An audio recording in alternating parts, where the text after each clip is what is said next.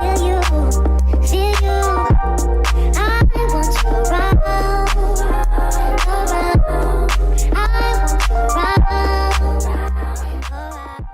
what's going on, y'all? It's your boy, Tybuggy. Hey, man, your boy is back in the building. I got some wonderful people with me today.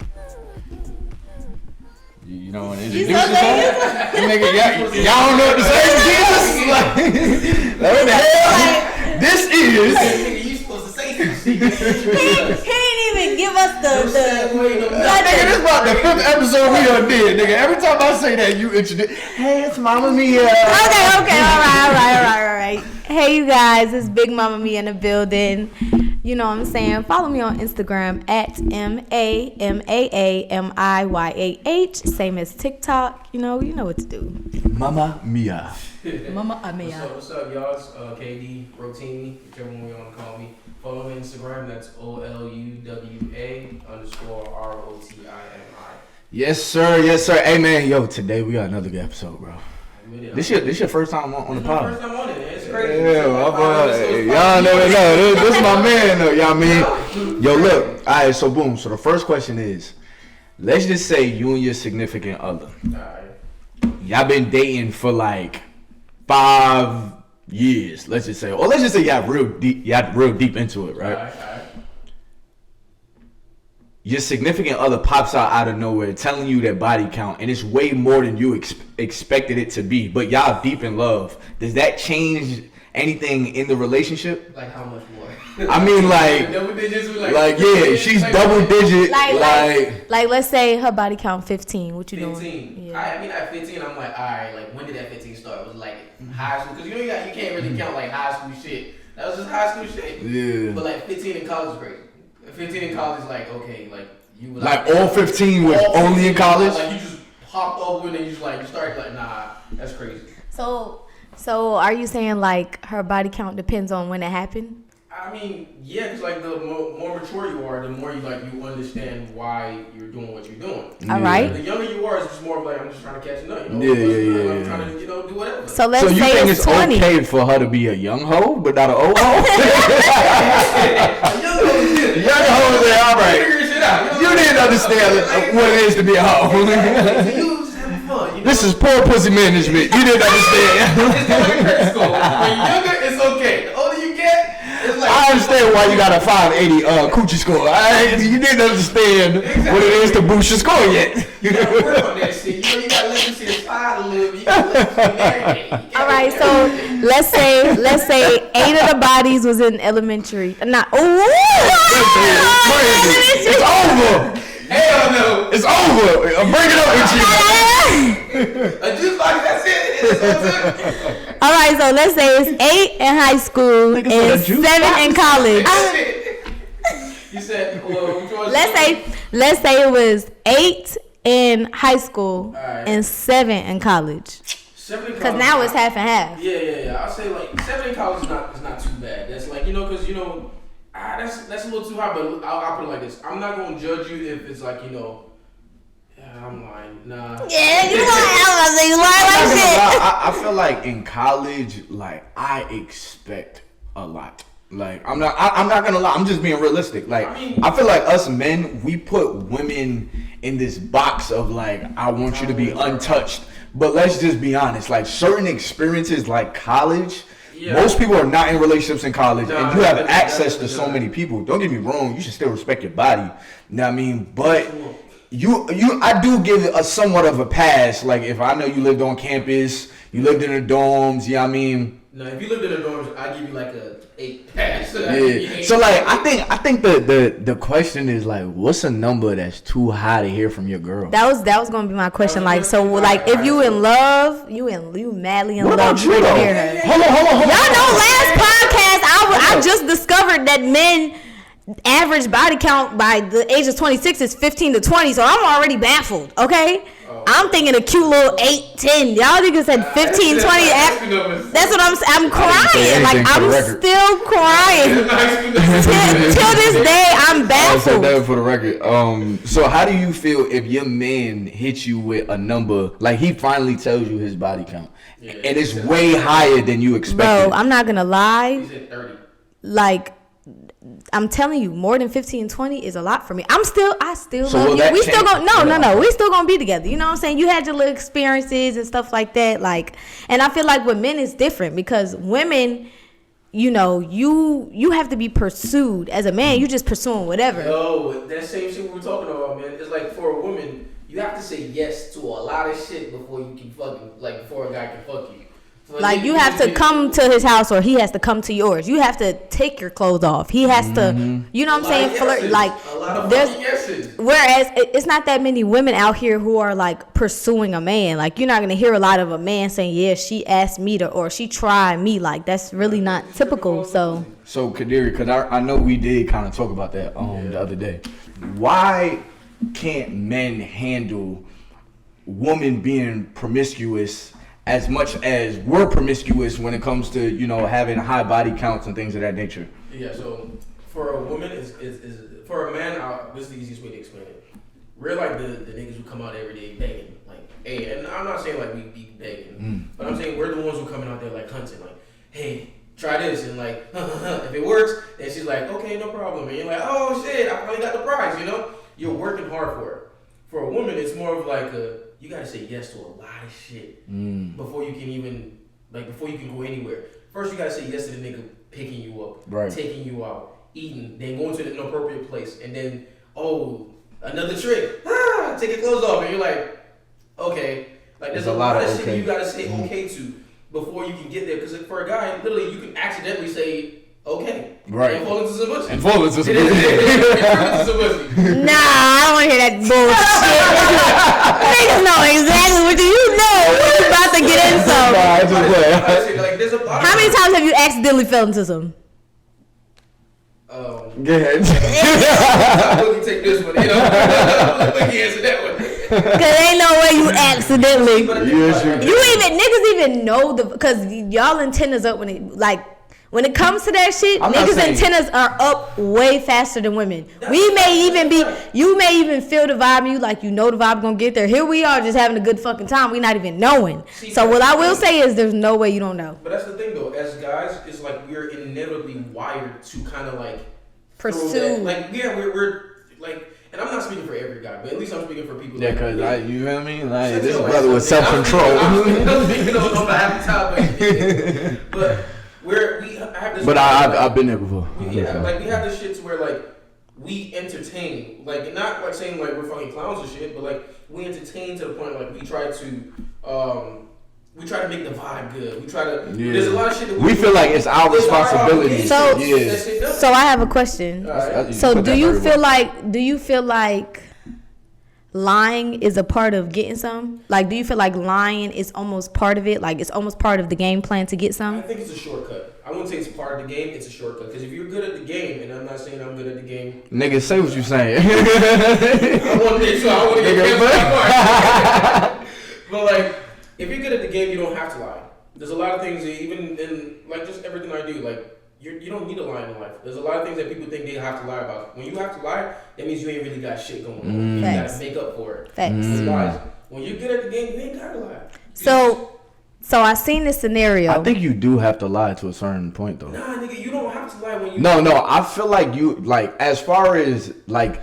What you wearing? Like you wearing drip down, but exactly. you know you really bugging. Like you're not not drip down every day like this. To get her, you had to have probably that chain on. You had to have them nice sneakers on. Right, so I think the representative is what's shown at first. When you're younger, yes. Lying is part of the game because all right. So we have verbally lying, and you have like nah, I ain't got a daughter. Like that's a lie. You know what I mean? That's a fucking lie. Like that's a lie. But like you went on a certain persona. Like how you coming off. Like you ain't this cool every damn day. You cry. You go through life. You're just damn tough. Hey, what is he looking at? You don't want to fight him for real. Oh God, he would be like, I would kill every nigga. No, you won't. No, you like you go home and call your niggas like, bro, I'm so glad them niggas ain't turn around. Like nigga, Look, I'm big, nigga. I'm like, every time we're somewhere, people always looking at me like I'm the nigga that's gonna stand up and fight. Right. I don't want to fight. Yeah, sometimes I don't want to fight. I ain't in the mood to fight. You ever experienced a nigga being more mad than you? I don't think anything is more scarier than you in an argument and that nigga's more mad than you are. And now you recalculate like, damn, I wasn't even that mad. The argument. Now I'm trying to find my anger, nigga. You gotta bring this shit like, so why are we mad? Like what are we doing here? Like, I don't know. Are you angry? Like, nah, this nigga's soft. Nigga, this nigga's soft. Nah, What was your question? But like, okay, so I seen a scenario where, so basically the girl, the dude, the girl, you know, I guess they was vibing or whatever, and the dude figured like, okay, it was time to get down. And the girl, when she had first walked in, she seen he had some money in a money counter. And because he had money in the money counter, I'm guessing like she had a game plan in her head, like, all right, well, I'm going to get him riled up, and then I'm going to tell him, well, I'm not taking my clothes off until you give me some of that money. And so she told him like, you know, I'm not taking my clothes off until I get some of the money out that money counter. So he said, all right. Little did she know it was counterfeit. He didn't tell her that though. So he took the money, put it in her bag. You know, she go in the room. He's smacking shit. She doing everything under the sun, right? Yeah. They leave. I mean, they get in the car, whatever. She holding him, all types of shit. How females be or whatever. They leave. She going home with counterfeit. Yeah. Do you feel like he was corny to give her counterfeit? I don't know. He never started off, and I'm not trying to take up for him, but I'm just saying, off that scenario, the nigga never started off trying to pay for pussy. Trying to simplify the whole thing. He never started off with that. It started off as just my charisma and everything I've done to bring you here. But the moment she asked for the money, now two things can happen. I could either sit here and say, nah, that's a counterfeit, so we're not gonna be able to. Now I'm playing myself out of pussy. Like, why would I? Okay, then pause. All right. So, like I said, is lying part of the game? Because you didn't lie, but you omitted the truth. Okay, I definitely see where you're coming from. And you're right. To that extent, she opened the door for that. And I'm not blaming her or anything like that, but she opened the door for that. Because she asked for money. And he was like, damn, so this is how you want to play it? All right, cool. This is how we're going to play it. Right. So it was like they both were wrong. If she never asked for money and the nigga gave her counterfeit, then the nigga was wrong all the fucking way. She never asked for that shit. You gave it to her. But when she tried to trick herself, congratulations, you played yourself. Okay, so you feel like, because I feel like, I mean, she just got outplayed. However, I still feel like he was corny, because if you was a real nigga, it's like, why I gotta give you money? Send her on her way. But I feel like niggas, ain't no real nigga telling you it's a counterfeit. Not even that. Don't even tell her that it's a counterfeit. Be like, I'm not giving you no money. All right. But I feel like I said, lying becomes part of the game, because instead of you saying like, well, I gotta give you money, like, nah, I ain't gonna give you no money. You rather lie and be like, okay, I'll give you some money, knowing it's counterfeit. Yeah. Hold up.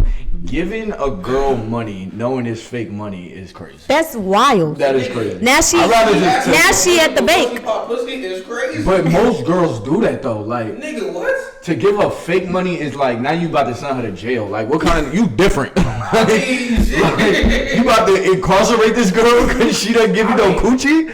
Like, that's like giving her drugs and being like, nah, these are vitamins. Nigga, like, that's the same thing. Nigga, she about to do time. Like, nigga on some R. Kelly shit. Like, yo, R. Kelly is crazy, my nigga. Like, but nah, yeah, that's crazy. I'm not giving a girl. I'd rather just be like, nah, like, I'm not. I mean, I get where you're coming from, but again, in a sense, like. But you try to play me, you get played back. You can't be mad. Right. Like, who's more lame? So she's on some broke shit, and he's like play her. But now, because I was having a conversation about this shit, there is a nigga out there that will say, okay, so we can't call her broke because she probably, I mean, a nigga did that shit before. So it doesn't mean she's broke. She just had the experience before to see the nigga was green like that. She want to test this nigga out to see if he green. And that don't mean that he green. I mean, or he lame. Well, that was her lacking judgment. He probably got done bad. I mean, and now he doing you bad because he know what kind of girl you is. Like, that's why. Money, he was like, it's a counterfeit. That's why I feel like you got to be careful who you sleep with, because this is literally a dog eat dog world. Like, people experience stuff, and whatever their last experience is exactly what you're gonna experience with them because of their last experience. It don't have nothing to do with you. It's always whatever the hell happened before. Okay, so if you're getting cheated on, it's not you, it's them. Okay, so that scenario you just said, and exactly what you just said now, does that justify lying? Because if I know shit, the last person I dealt with, I just told the truth, and I ain't get the shit I wanted to get. Now, am I justified to lie about it? I mean, no, you're still lame because you just lied to get pussy. You don't even give no second chances. Like, you still lame. No, you still lame. Like, even if the last girl, you told her, nah, like, like, I ain't gonna give you, I gotta give you money. Why do you want to fuck her that bad that you're gonna lie your way into? Now you're known as the lame ass nigga who get bitch. Now you're known as broke ass nigga. Now, granted, she's known as the bitch that fucked the broke ass nigga. Yeah. But at the same time, now your rep is bad too because you lied to try to get in some. Versus if you like, I or maybe you lame for falling for the shit. Like, I don't know. Nah, I wouldn't say lame. I feel like both of them. Yeah. Like, I do. She didn't lie. Cause she said she was gonna give me some. Just give me some money first. Give me some money first. It's like crazy. Listen, I mean, well, she was real about it. Now, if you don't want to give her no money, you don't have to. You remember what I told you? She has to say yes to a lot of shit before she gets there. Word. I took you out. You had a great time. The fact that we're back in this room means you know what's about to happen, and you had a good time all the way. So I've done my job right. But now you saw the money, and then your head was like, "Oh shit, I can make some extra play from this." So whatever I did work to get you here, but then you got enticed by the money. So now, am I wrong for letting you fall for what the fuck you saw? Now, like I said, he was lame for lying or leading her on, but she also was corny because you tried to play off of his manhood and got outplayed. So I'm not saying she right. Played. That was, played and she also didn't even like, I feel like when you dealing with a certain nigga, you got to know the nigga's character. You can't take the small things or like, you can't take him taking you on a date, sipping a little wine with him and he opened your door 2 times and think he green.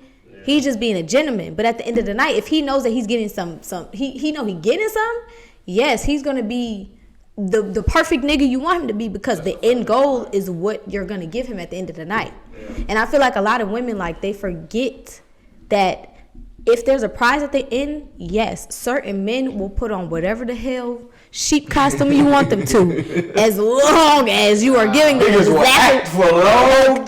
Niggas are going to do it exactly what you want them to. Let him have his one. I don't watch Grey's Anatomy. I don't watch fucking Fuller House.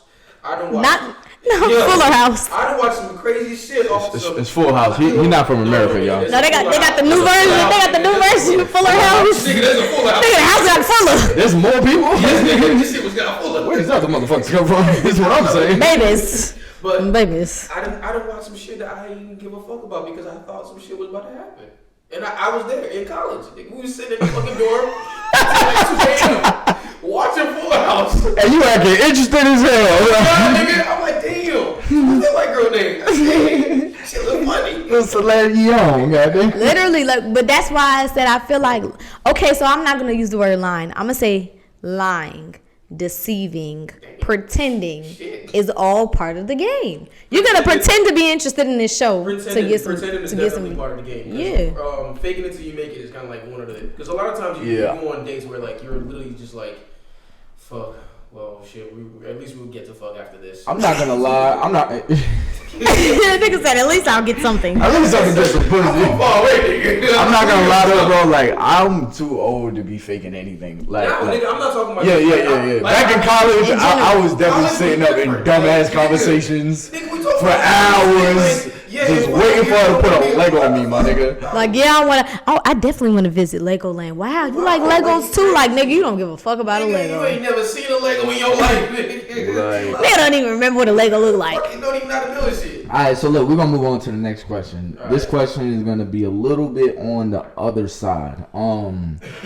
How should a man vocalize his emotions? And the reason why I ask is because it seems like women for a long time wanted men to vocalize how they feel, and now we have this whole movement of men coming off as sassy, men just being too emotional, men acting like women. But I feel like, in a sense, men are kind of giving women what they ask for, which is how we feel. Men are choosing themselves in which choosing to vocalize how they feel. It depends, though. It depends, because it's like, okay, it's not what you say, it's how you say it. Definitely. If you're cursing me out and I'm every bitch and hoe in the book because you're upset about something, now you're being a sassy little bitch. Give me the right way to do it. What would be the right So way? first of all, you need to take. Hold on. Nigga said, hey. I'm hurt. The first thing that you need to do is, first of all, when you're upset, you need to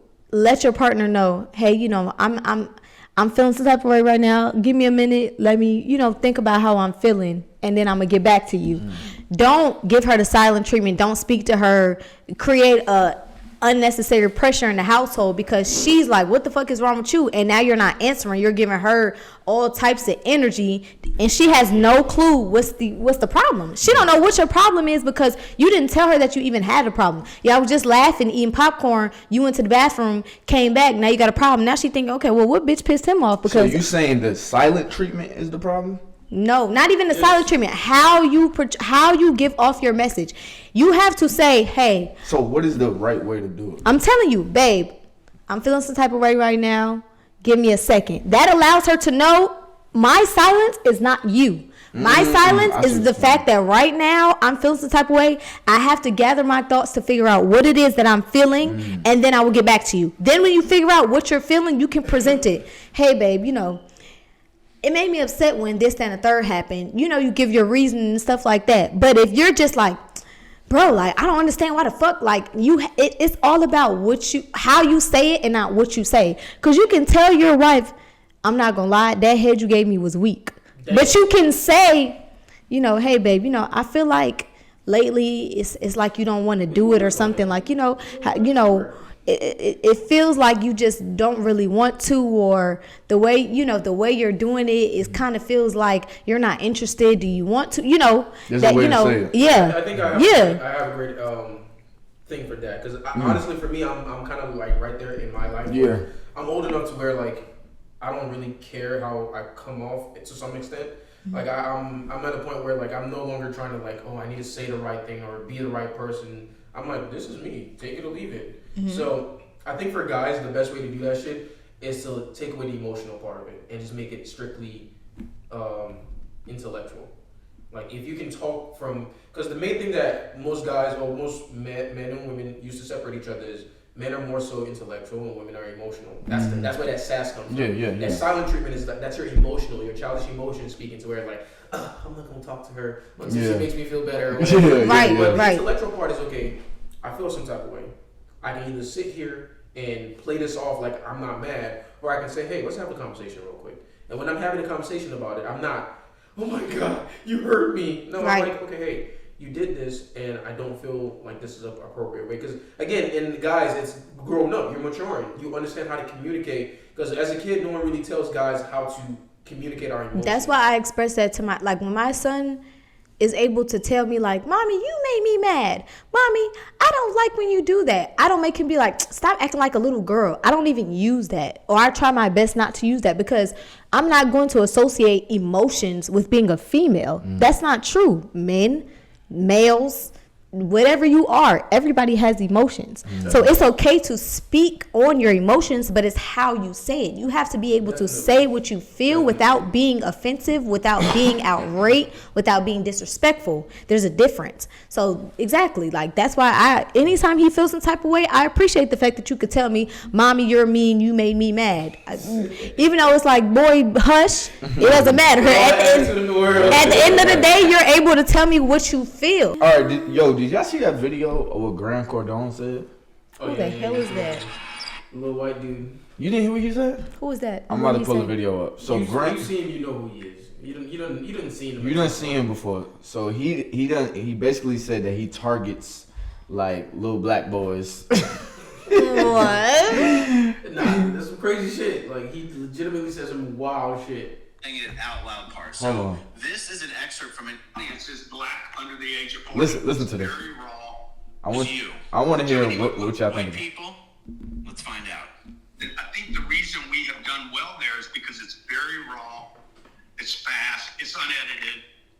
It's a little bit in your face. About half my audience is black under the age of 40. How did a white guy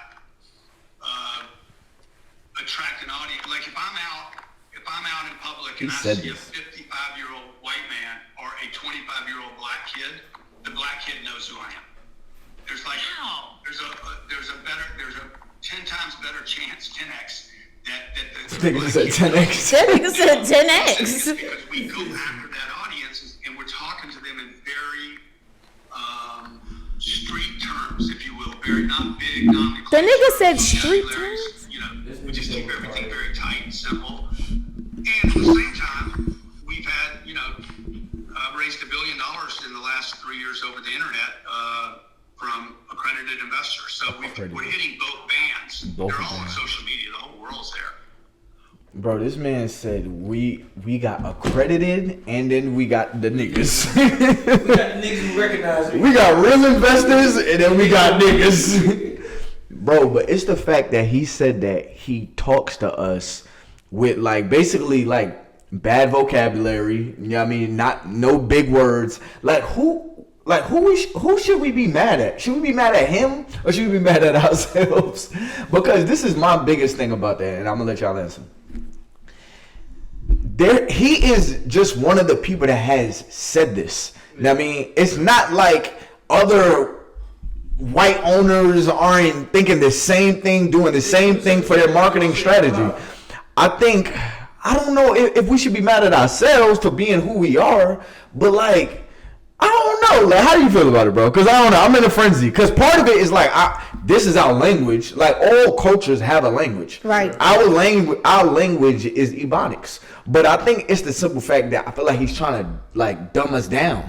He's kind of trying to make it seem like, I'm simplifying it. I'm not using, and that's how I get the audience. And then he separated us from the accredited to the black investor. Talking about how much he raised money from the internet and how everybody's on the internet. So at some point, people are putting black boys are putting money into your fucking pocket. Exactly. So for me, I think it's not. I wouldn't say we need to blame ourselves. I think we need to just watch out for people who are exploiting us. Right. Because they're unaware. Yeah. It's because think about it. We have a whole bunch of people who right now we're in this era of technology to where everybody wants to make money. Everybody's looking for who's definitely gonna who's the next investor, who's the next mentor that can help them get there. And like he said, he targets people. So kind of like rappers put out the video for what's the new shit. They have the latest fit on with the new chains and all that shit.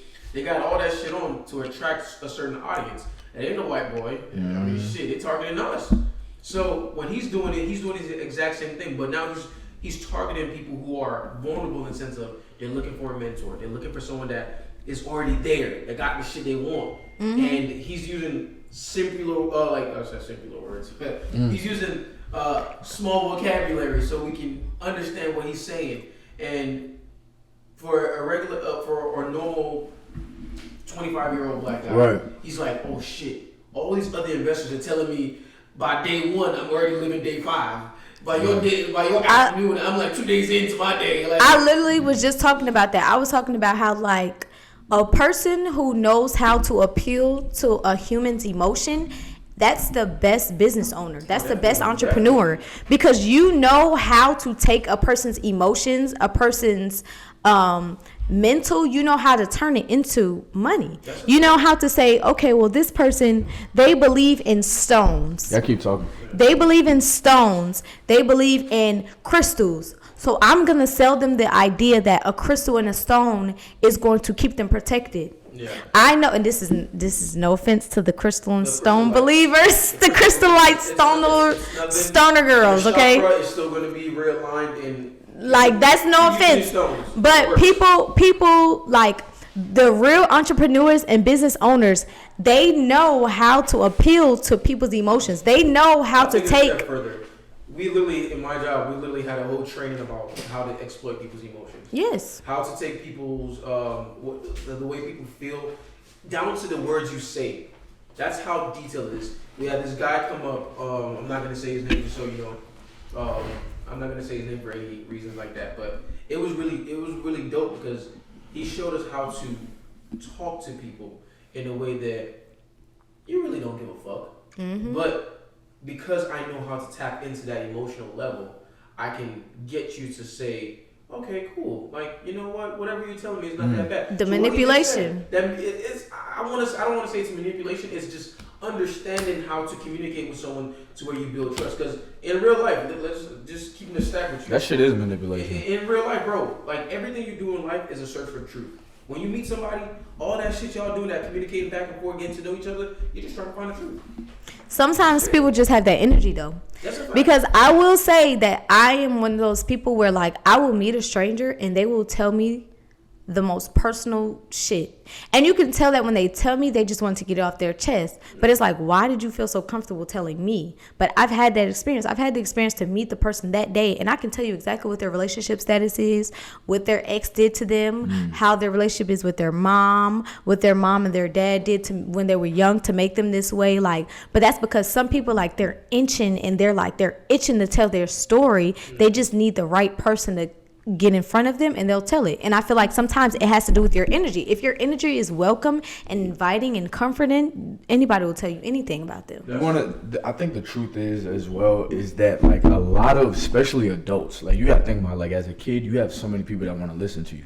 Like as the older you get, the smaller your circle is, depending on especially depending on what kind of adult you are. Like if you're working a 9 to 5, you have a family, it's like you have so much on your mind, and you know at least you feel like most people don't want to hear your problems because they're dealing with their own problems. So somebody that's willing to listen, you're ready to tell it all. Because most of the time, like your parents, you know, they're too busy, and like as an adult, reality kind of sets in that everybody has their own problems. Nobody really cares about yours. It's really just your problem. So anytime somebody has an inviting ear, it's like you want to just give them everything. And I think that may be what you're experiencing. I mean, you're experiencing people that's like, wow, finally somebody that's ready to listen to me. Let me just get it all out. Even if I'm annoying, like I'm not gonna lie, like one of the best things for you to do is get to the point where you don't, I know this might sound a little crazy, but you don't mind being annoying.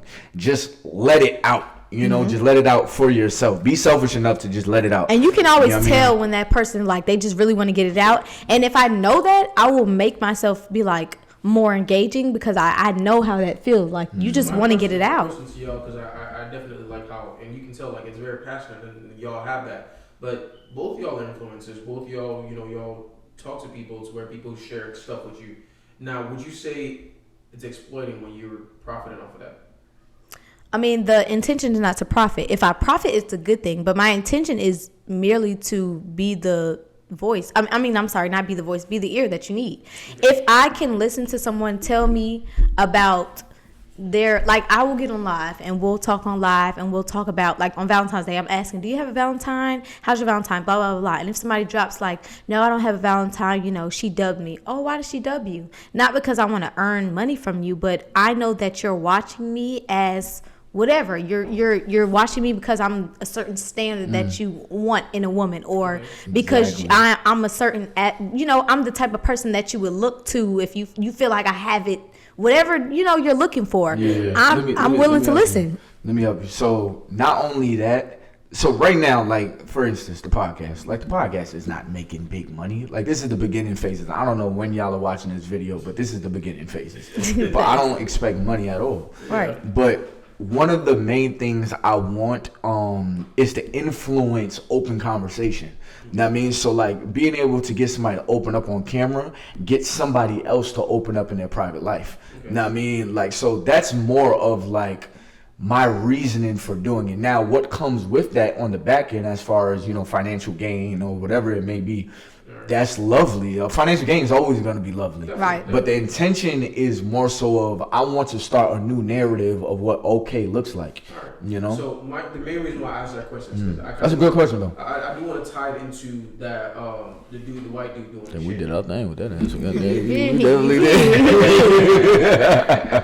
So I want to tie it into what the guy was talking about and how from where we stood, it was like he's exploiting black people. He's exploiting what we do and what we're feeding off of. So if you're a black guy and you're still getting all the things that you need from this dude, yes, he's making money off of you. Yes, he's talking in little languages that you can understand, and you're still getting everything that you need. He's giving you that listening ear that you need to help you feel fulfilled and motivate yourself to become that millionaire, to make that money, to become that entrepreneur. is he still exploiting you if you are still getting what you need, that fix that you need to help you feel better? Now, is he exploiting you, or is he just giving you shit that you need and he's making money off of it? That's a great way to actually put it. I think it's kind of like, and this is where black people got to kind of be real with ourselves. There is a certain language that definitely taps into us, you know, and I think the issue that most black people have, is the reality of what it is. You know what I mean? Like, we definitely gravitate towards more of like a slang of a hip hop type of culture. More lax, you know? more accepting. Yeah, it's more a part of our culture not to be so uptight. You know, so when somebody comes up to us, so like when somebody comes up to us with lax language, I mean, it does pull us in. And now if you're still benefiting us while using our lax language, if you want to call it, then I can't say that, you know, you're doing us injustice. I think it's what is his intent. Now, I mean, like, are you lying to us? Like, are you using your marketing to lie to us? Are you trying to, you know, it's right, Grant Cardone, like, you know, like, are you doing all that? Like, yeah, just to, like, and then go home and then put the collar shirt on, like, oh, I'm so tired of being a nigga today. Like, yeah, right. You know what I mean? Like, are you going home like that? Ooh, this was a hard nigga day. Cause like you can't even, like, that's like when you are paying for classes. For example, if I pay for a makeup class, I can't say she's exploiting me because I aspire to do something and I need more knowledge and she has the knowledge, because technically she's not exploiting. I'm paying for something that she has that I don't. You know what I'm saying? She has the gems, she has the techniques, she has the skills, she has the tactics that I don't have. So it's not technically exploiting. Now, if it is, like he said, where you are putting on a whole different persona and your intent is only to focus on my weakness, then it's different. But if you're coming to me with if you're coming to me in a sense where you know I'll be more comfortable to talk to you to get your message across, and it's not exploiting me. You just know how to communicate with my kind, or you know how to communicate with me and how I communicate. You know, if you come to me with a different communication that is not familiar with me, then I won't resonate with you. It's not gonna stick. You know what I'm saying? Yeah, I feel that. So I feel like it's different. Yeah, he's definitely. I mean, honestly, like, everybody kind of uses some type of tactics as far as when it comes to marketing. Like, anybody that, like, their target audience is women, they know how to entice women. Bro, I think all day, every day. Shit, Target does it every fucking day. I love Target. Think about music artists. Target, I love They it. know how to entice their audience. You know what I mean? So I think it's black people kind of being honest on what our audience is. I mean, who we are as an audience. You know, like what we actually indulge in. And now it kind of starts a different conversation of, should we heighten our vernacular? Should we all be T.I.? You know what I mean? And start using big words that don't match. You know what I mean? But like, that's a whole nother conversation. But as far as like his openness, I think it was more so that he said what he said. It kind of was like a, whoa, what the hell? But I think that's a perfect example of people not being honest with themselves. And being aware of how often something like this is actually happening. So one thing I kind of like, what the message I kind of got from that video was, at least he's honest enough to say, this is how I do it. Right. Everybody else does it and don't say shit about it. And they're not gonna say it. They're not gonna say that they're putting the Gucci store where shit. We can even get like real spiritual into this shit. Like, but I'm saying like a lot of stores do this shit. A lot of any kind of brand does this. They target certain black audience. Why do you think sneakers is now the big thing in every fucking shit you used to have? Like every brand has their own form of sneakers now. Shit. I love Aldo's. Aldo's was always a fucking dress shoe, penny loafers. Those are the type of shit they used to make. Now you go to their store and all they got is fucking sneakers. Like they're all making Nike types and shit and like slides and shit. And even down to like the area that you're in. Like, okay, so I live in an area where it's like mostly Spanish people, like a lighter complexion. So you can tell if you go to the makeup store. I went to the makeup store recently. If you go to the makeup store, the shade range that they have that's available, majority lighter complexion. You could tell by the brushes. Listen, there's certain areas that like when I go, especially like when I'm, you know, out for military work or something like that, bro, there's certain areas that like if I'm there, I know I'm not gonna find a brush that can brush my hair. I get in there and I see some enchilada leaves and shit in Walmart. I'm like, alright, I know where I am. Yeah, like Somebody was in the corner like, ay. It's too easy. It's too easy. Like it is, like that. they want to be on Mario so bad. Like they want to be on Super Mario too bad. Hey man, shout out Cloud, man. This is a great episode so far, man. I'm really loving this great conversation. Oh man. Yeah, we kind of got a different outlook on the whole Grant Cardone thing than most of social media.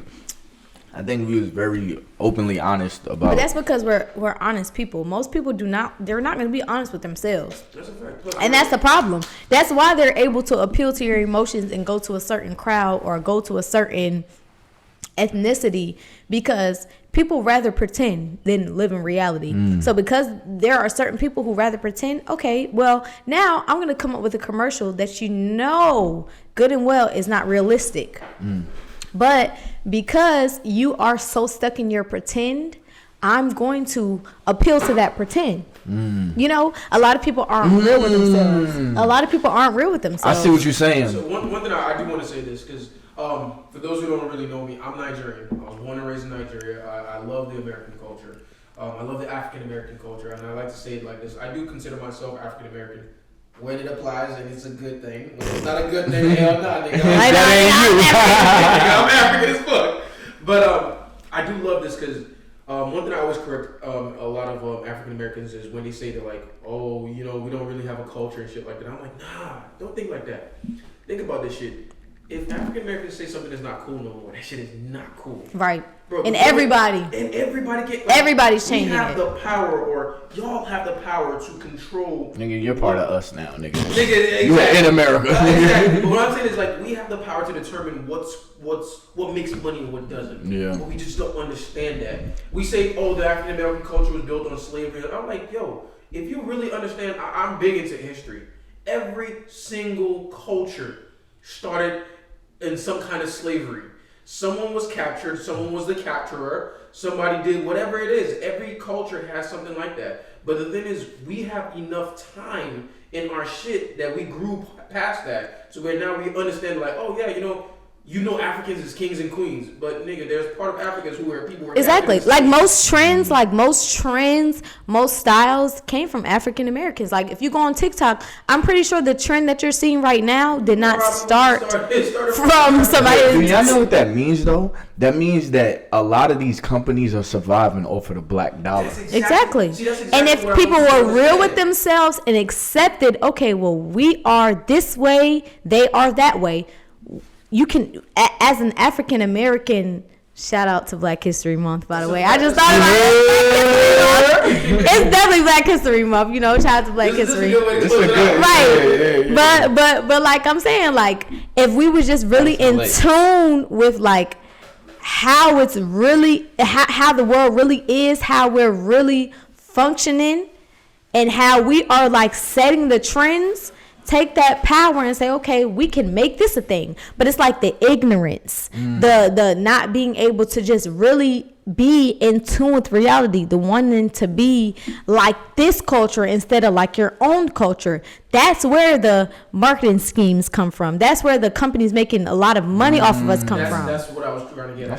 That's talking That's what I was trying to get at. See, a lot of times that every time I'm talking to most African Americans, and I have to separate this way because this is the only time I get to do it. But when I talk to them, it's almost like they're trying to plead to be a part of some other culture. They're trying to plead to, even not like being African is cool. Bro, I was called African booty scratcher. Yes, I remember in elementary school, it was real shit. Like, no, seriously. I was right. I'd be home like, I can't scratch booty scratcher. Bro, I'd be like, I can't scratch my booty. No. I am not the booty scratcher. Then they're right. I cannot be that. I cannot be African booty scratcher. I cannot. But the thing is, now it's like, I understand. This nigga just went Michael Braxton on us, didn't you? Like, fuck calling me midnight, nigga. They call me dark night. You know how much you dark and night? Hey, say dark night, you African. Night. I was the Dark Knights. I would do Oh Dark Knights. my God. I was darker than midnight. Do you know how black you gotta be to be darker than midnight? That's crazy. But the thing is, like, I love it. I love the culture. I love everything about the African American culture because it's so authentic. It's so like the only thing that it doesn't have is the time that every other culture has. Every other culture is like they have centuries of And the intellect. The intellect is not. I feel like we're just now learning our power. Like I feel like we didn't. That's the time that's not there because with time comes maturity. With maturity comes understanding of oh shit. This is what we can really do. I had a question. What makes a man? Damn, I ain't gonna lie. I'll be watching the podcast and I'll be like, ah! No, you do. You be really in there, like, I want to be a rapper too bad. Yo, one thing I swear to God I wish I had was the gift of rapping. Tamia, do you tell me your rap? Nah. Hold on. Yo, she woke up on a random Sunday when she was supposed to be at church and started rapping. She said, Tyreek, listen to this. Bless your heart, girl. Yo, listen, she was in the car and came up with a whole verse, bro. Rap that shit, bro. I'm too late. I'm not doing it. It's Black History, but this is age. This is your moment. Hey, wanna be records, man. It's wanna be records. Anyways, could have been records. my question is, what makes a man a high valued man? I'm too late for this. Come on, brothers. I got you. I got to get this. That nigga wiping the swell. He about to talk that shit. Talk that shit. Yeah.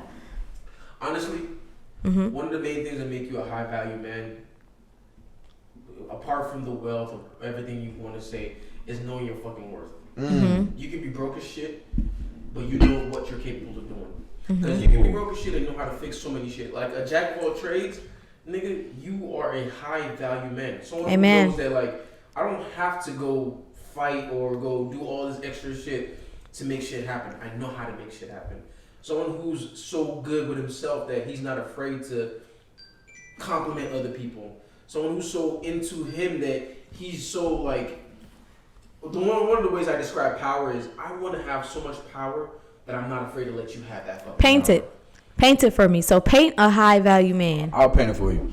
So I feel like a high value man is a man that has a sense of security. You know what I mean, for his woman. I mean, like his presence says something. Yeah. Like there's certain people that when you walk in a room, they don't have to say nothing. You feel that they're here. Okay. You know what I mean, so I'm saying you haven't been around this man. You are a person who doesn't know this man at all. All you know is his credentials. What are his credentials? Credentials. You talking about like as far as on paper? Everything on paper. What is his job? What is his finances? What is his morals? What are his morals? A high value man is not just on paper. Right. A high value man is more than just like what. Because if you want to go by that route, then every nigga who works in Wall Street or who graduated from a high fucking school or a PWI or a really prestigious HBCU should be a high value man. Nah, I disagree. Facts. Disagree. But a high value man is a man that doesn't have those credentials, but still carries himself. Like he does. He can lead. Now, I mean, high value man. If I can say anything about being high value, I would say that you have to be emotionally intelligent. I think we're so like fixated on the physical. To lead, you have to be able to understand the emotional side of psychology. A high value man understands how to lead physically and emotionally. So I know that I understand myself with all the intelligence that I have and how to, navigate through the world and make logic out of nothing. But I also understand the emotional side of a woman.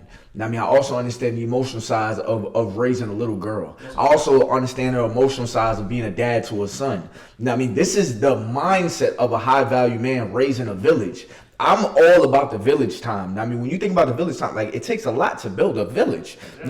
Just having a lot of money doesn't make you a high value man. Say it one more time. Just having a lot of money does not make you a high value man. Amen. There's a lot of corny dudes that luck up on some money, wind up with some money, get into a good deal and don't know what to do with that money and will still lead somebody astray. A high value man is a man that knows how to make shit happen when shit ain't happening. Okay, so is a high valued man a man who's exclusive? Is a high value man exclusive? Exclusive. If you're think about it, if you are kind of like this, exclusive to what? Because you have to think about it. It's also to what is. Okay, a high value man is honest. Yeah. You know what I mean? So what is his, like, is that what he wants? Does he want exclusive? If you're a high value man, you're not trying to appease everybody. Let's look at man, you're not a people pleaser at all. How many fucking Lamborghini commercials do you see?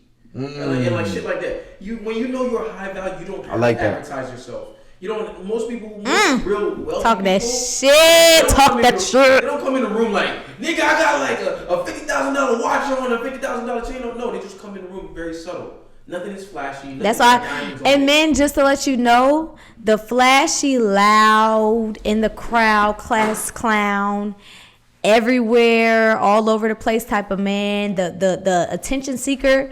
Women are not going for that man. I don't know, man. We will go for that man to get something out of them. But as a boyfriend, as a husband, as a man that a woman wants to pursue seriously, they're not going for that man. Okay. Well, my question to you though is like, being that I have been a sadly I have been a very I've been on the opposite side of this trend where I'm not the type of guy that like most women when they imagine is like 6 foot. I'm 5'7". A good 5'7". What did you talk about? I'm like 6'2". Fuck around if you want to. But like, my niggas is tall. But like, I have been on the other side to where like. I understand what I bring to the table, so I don't have to like quiver to whatever it is, and I'm very much so confident in who I am to where all that shit doesn't really bother me. Whoever needs to be for me will be for me. But what exactly is it that women are attracted to when they're looking for that guy that like you're going with a player, they're going with the guy who gets all the girls and who knows all the right things to say. So the thing about it is the man that's a player and the guy that knows all the right things to say. Women can tell when he just bullshitting because I used to be that girl that would go for the flashy dude. He got on the nice clothes. He got on the, you know what I'm saying? He got on the hottest shit, right? I would be the girl that was, you know, like that's who I'm attracted to. Like that's who I was attracted to, right? Yeah. But once you talk to them, you can already tell, like, oh nah, he's not my type. You know, a man that can come to you like my boyfriend. He came to me. On a whole different tip. Shout out to that nigga KP. Yeah, my sister right, you know what I mean? Treating my sister right. Just understand, man. Yeah, I used to tell my sister all the time, I mean, that like there are men out there that will treat you how you really like. It's so crazy that like we don't realize that we can only judge life based off the experiences we have had or been introduced to. Now, I mean, some situations or stories that you hear, you still think they're fictional because fictional or non-fictional? Fictional. Why did they do it like that? But yeah, so like fictional fake. You believe it's fictional until you actually experience it. And I just remember talking to my sister, and it was like, and I was just always glad that you understood that. Like, I think it was a point in me where talking to you, I was like, no, she's not just some girl on the street. I can't talk to her the same way I will finesse somebody else that's a stranger. Right. No, I need my sister to know the game and fuck the bro code. Like, it's brother and sister code before anything. Right. You know what I mean? And he's the reason like, why I was in tune with what was going on through everything. And I feel like your situation now is like literally the manifestation of those conversations. Yes. That me and my best friend talk about it to this day because she be like, I would like tell her about a situation and she'd be like, bitch, do you remember when you used to say you wanted X, Y, and Z? Man. And I would think back and be like, wow, I did say I wanted that. But you see, he's not the flashy dude in the club throwing all the money and you know what I'm saying? He not the flashy dude throwing all the money in the club. He not the dude on top of the table dancing, smoking a blunt with the bottle, you know? He the laid back dude in the corner, he kicking his shit, he chilling.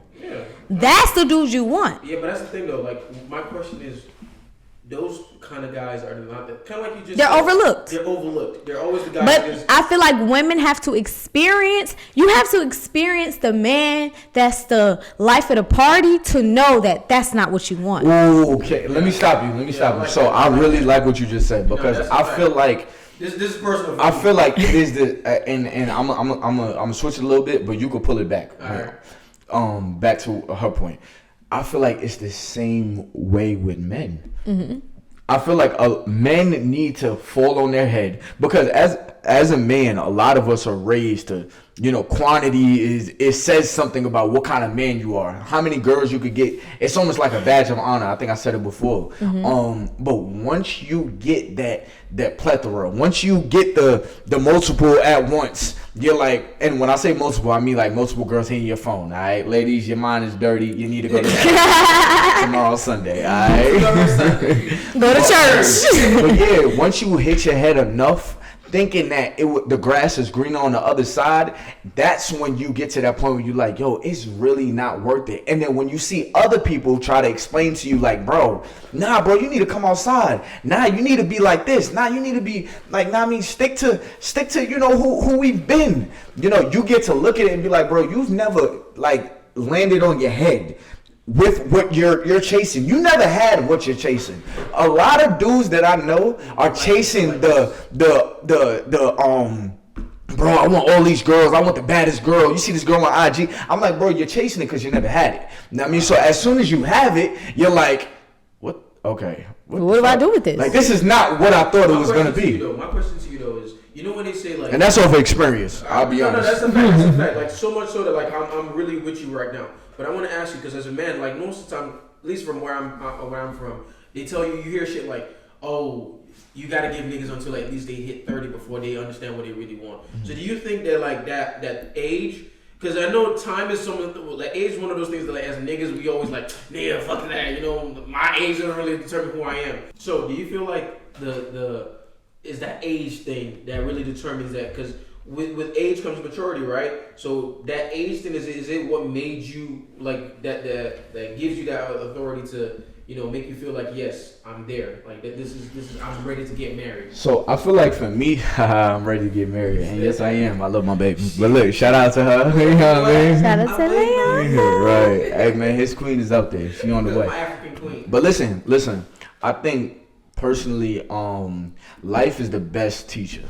I think life is the best teacher, and for some people, it takes a minute for life to teach them a lesson, or it's for some people, it takes a minute for them to understand that life is teaching them a lesson. Mm-hmm. I mean, and me personally, I can't hit my head in the same avenue multiple times. I feel like you repeat the same thing expecting different results. That's insanity. Exactly. That's insanity. Yeah, I mean, that's what they call it. That's the definition of insanity.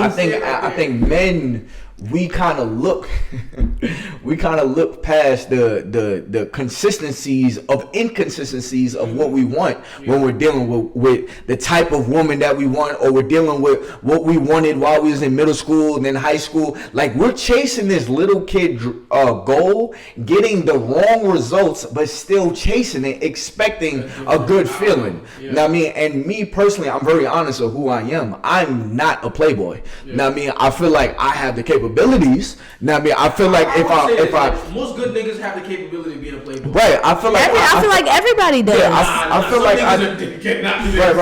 right. I feel like I definitely have the if I wanted to tap into that direction, I could. Yeah. But I know at the core that's not who I want to be. Yeah. Based off of I like to feel good about my life. Okay.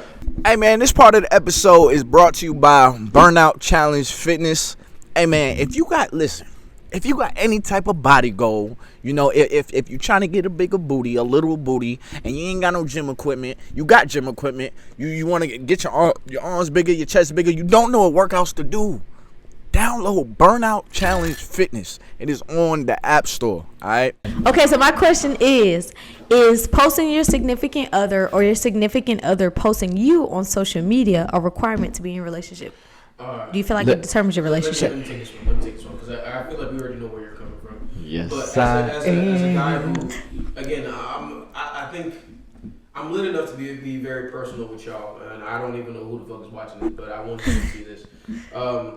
I've been a very, very private person. I don't like being on social media, and I don't like telling people what I'm doing, because I feel like once people know, they start interfering with what you do. Mm-hmm. So I was the guy who tried to explain why, like, hey, I don't post you on my social media, not because I don't love you or I'm trying to cheat on you. It's because I really just don't want people in my business. And I know it's very hard, because, like, most niggas are like, yeah, nigga, you cheating. That's why you're not doing it. Nigga, you cheating. Stop hiding that girl. Stop hiding the girl from the world, man. Let the world see her. But I think now, in the era we're in, being able to post your girl and show the world that, like, I'm not afraid to tell you this is the woman I'm in love with. I'm not afraid to show you. Like, in love is like, it took me losing her for me to understand what that meant. Like, I'm dead ass. Like, this is me again being on my soap opera shit. It took me losing her to understand, like, I fucking love you, and I want the world to know I love you. And I feel like it's one thing to be personal, because, okay, so I'm very, like, when it comes to my son and my boyfriend, those are two people, really my family in general, like, you're not going to see much of them on my social media. Like, and that's because, granted, my son does have his own, but, like, me posting so frequently, like, I mean, but you're a social media person now, so he don't count it. He put himself out there, you know what I'm saying? He loose. He a little loose, motherfucker. Whoa. Yeah, loose goose. Loosey goose.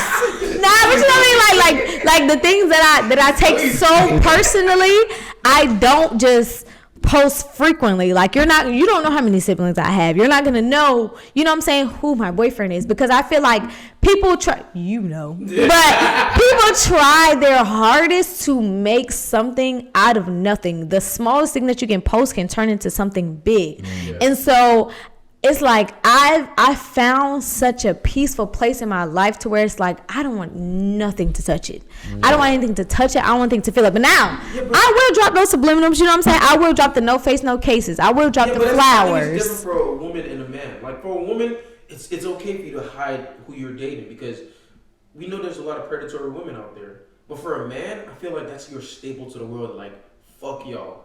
This is my way. And now let me speak. But women don't care. Speak, y'all. So let me speak. So I definitely understand both sides, and I think, like, especially as an influencer, you gotta know you're rolling the dice when you get to the point where you're posting your significant other, because believe it or not, a lot of the people that follow you may be following you because of they're attracted to you, you know, XYZ. And people what people don't understand is, as being an influencer, your influence is your business, you know, so you don't want to necessarily do anything to jeopardize your business if it's not, like, if it's gonna hurt it. You know what I mean? Like, it's not gonna hurt me to not post her, you know what I mean, because she's gonna love me regardless.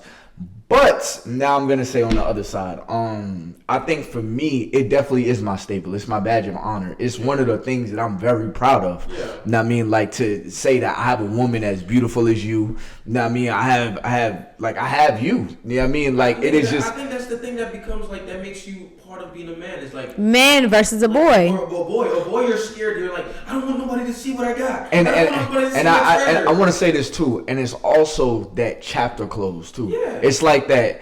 So on one side, it's like, I don't want to look stupid if this goes wrong. That's a fact. But when I feel so for certain of you, know what I mean, like, I want to put it out there. But the first part you said was fucking golden, because I think that's where I lived so much of my life in. Damn, I don't want to have this two-week relationship that everybody had, and, like, we start off like, oh shit, we're in this love shit, and the next thing you know, we don't even talk to each other no more. I was so scared of that don't get me wrong, that don't mean whoever I'm dating next is gonna be like I'm gonna push you every fucking day type of shit. Right. But I feel like when you know you're with that woman, you know you're like, this is the woman I want to spend my life with. This is the woman I want to grow up with and have, like, memories of the dumb shit. Like, you know, we're just sitting there just like, remember that time that we used to do this stuff? I had a jerk curl. You can do that jerk curl. Like, when you have those moments and you're talking about that shit, like you hear those people talk about that 30-year relationship and all that shit, and it's like, damn, this man is so in love with you that nobody else matters. Like, nobody else gives a fuck he doesn't give a fuck about what anybody else has to say. Now, you don't have to make it like a public thing to where everything y'all do is on social media on some fucking Krishan and Blueface. Yeah, I got you. But like, you are so proud of this woman that like everything she does to you is so immaculate. Like, but what I will say, the world know. But what I can say is, I feel like when males post their girl, it's not as accepted as a woman posting her boyfriend. Like, it's not. Because women are like, oh my God, you have a girlfriend? Yeah. Whereas men like, man, listen, fuck your boyfriend. Yeah, like, I think women are still, they're still like, they want that shit. Yeah, they're still interested, is the word I was looking for. They're still interested in the story. Yeah. Like, okay, he was very attractive when I follow him. What kind of man is he to a woman? Like, now they can watch it live. Yeah. Most men following a woman on social media, they usually come from a standpoint of, I want to get with her. You know what I mean? Like, it's like not, they don't care. Like, yeah, as like, men, I've gotten, even when I used to work in lounges, I would literally be like, oh, I have a boyfriend. They're like, no, you don't. Stop lying. I'm like, what? I do have a question. I have to show my, I remember, I want to say, I don't know. This probably wasn't the last time, but I'm going to say one of the last times I showed him my phone and my screensaver, and he was like, oh, okay. I'm like, yeah, I'm in a relationship. Then the follow-up question was, well, how long y'all been together? And you would be surprised how many men ask how long y'all been together. Like, that matters. There was a time in my life where I used to say, let the best man win. Like, yeah, like there are men. You can't have no friends. No. They have stepped it up to the point where it's like, all right, well, how many? Play that male best friend. How many boyfriends do you have? That would be the new question. Like I would be working there. Like, how many boyfriends do you have? Well, which number boyfriend would I be if I was one of your boyfriends? And I'm like, what? No, but that's the thing. It's an Atlanta thing. Because another thing I'm learning too is like, for those who are in Atlanta and who do live around.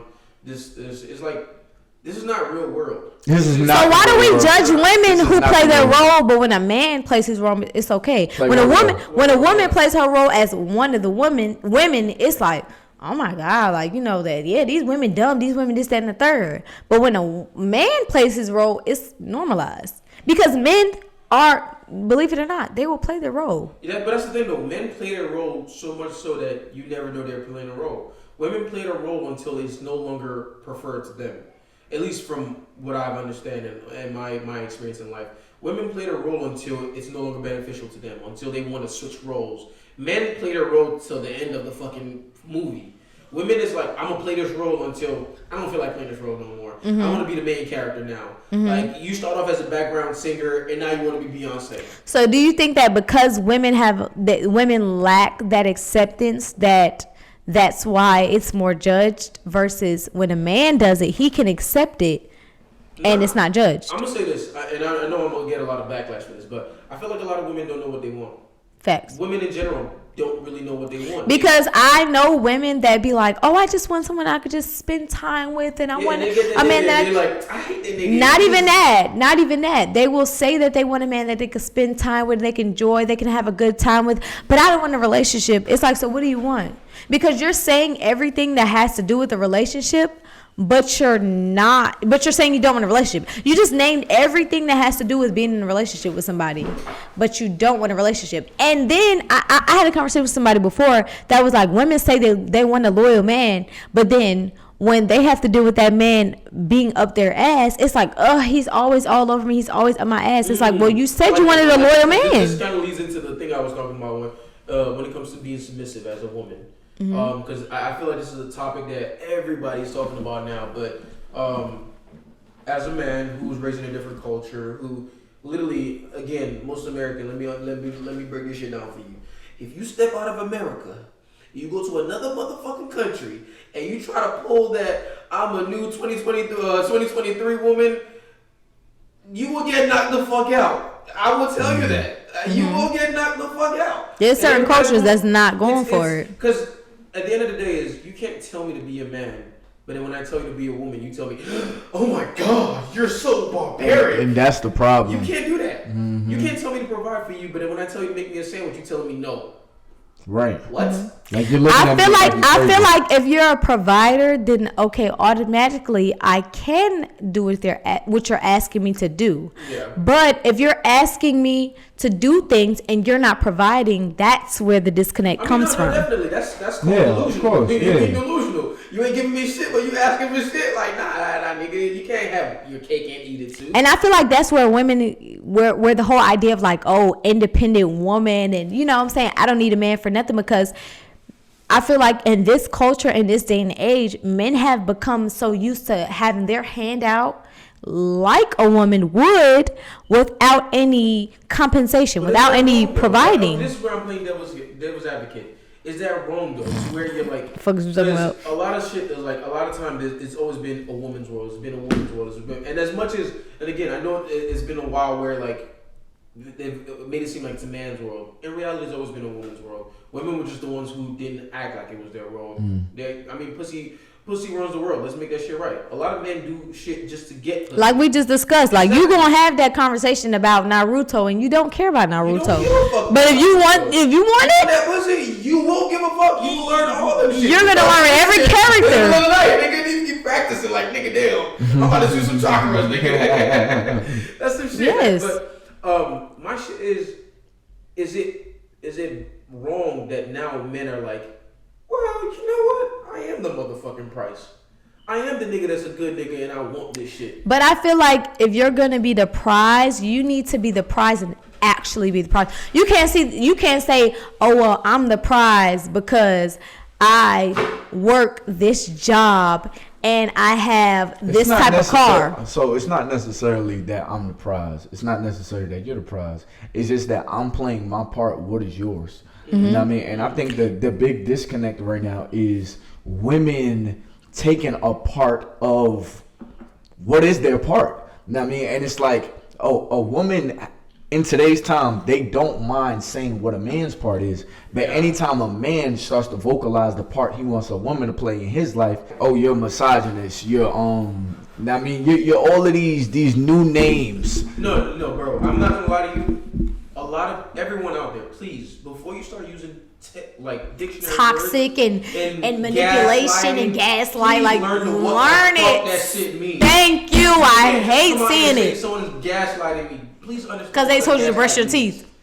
Like me being honest with you is not me triggering you. No, understand. Like I do feel like we're in a victim world right now. Everybody is playing victim. Everyone wants to be. I'm so hurt, nigga. You cheated.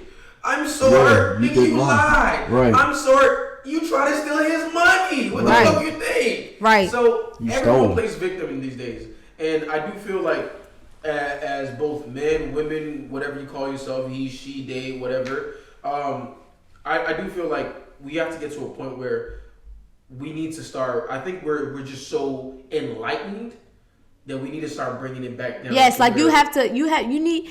Like I said in the last whatever video that was, you have to have accountability as well. Definitely. You can't just be so far gone off of enlightened and you're so woke, but you're not woke and you're not aware. Right. You're not aware of what you're doing. You can't say I need a man to, but can't say I'm also going to.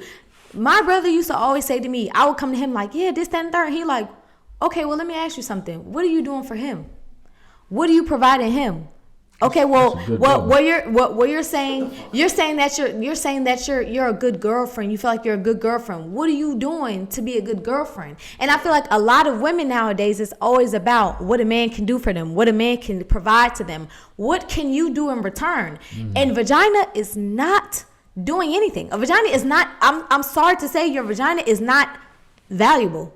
There are plenty out here, and there are women out here that will give it for nothing. So you saying, well, he got to do this, that, and the third to get my vagina, that doesn't mean anything. Because there's a woman out there that will give it for nothing. You have to be more than just your private parts. You need to be able to be an emotional support. You need to be able to be if needed, somewhat of financial support, somewhat of mental support. It can't just be about what a man does for you. And I feel like a lot of the time nowadays it's all about what a man can do, what a man can do, what a man can do. What can you do? You can't paint yourself as the perfect girlfriend, the perfect woman.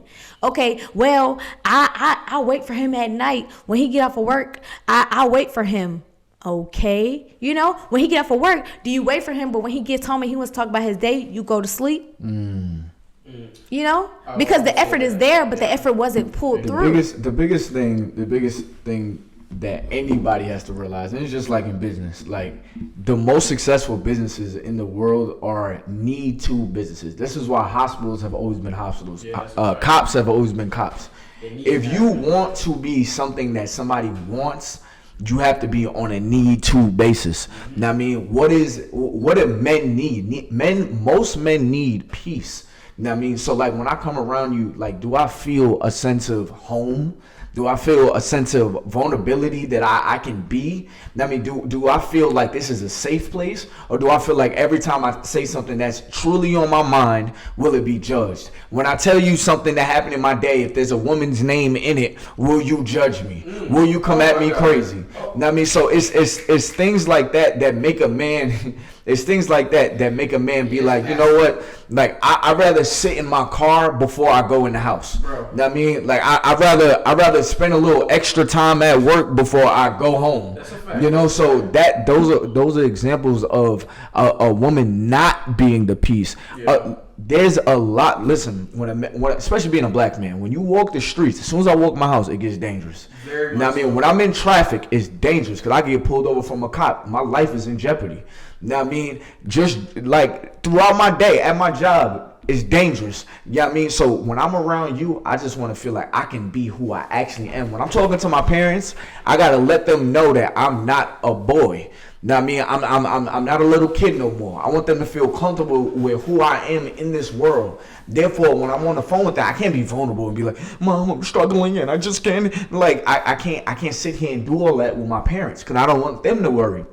With my woman, I want to be able to be that vulnerable side because I know you're going to be that piece to me. Well, let me flip it.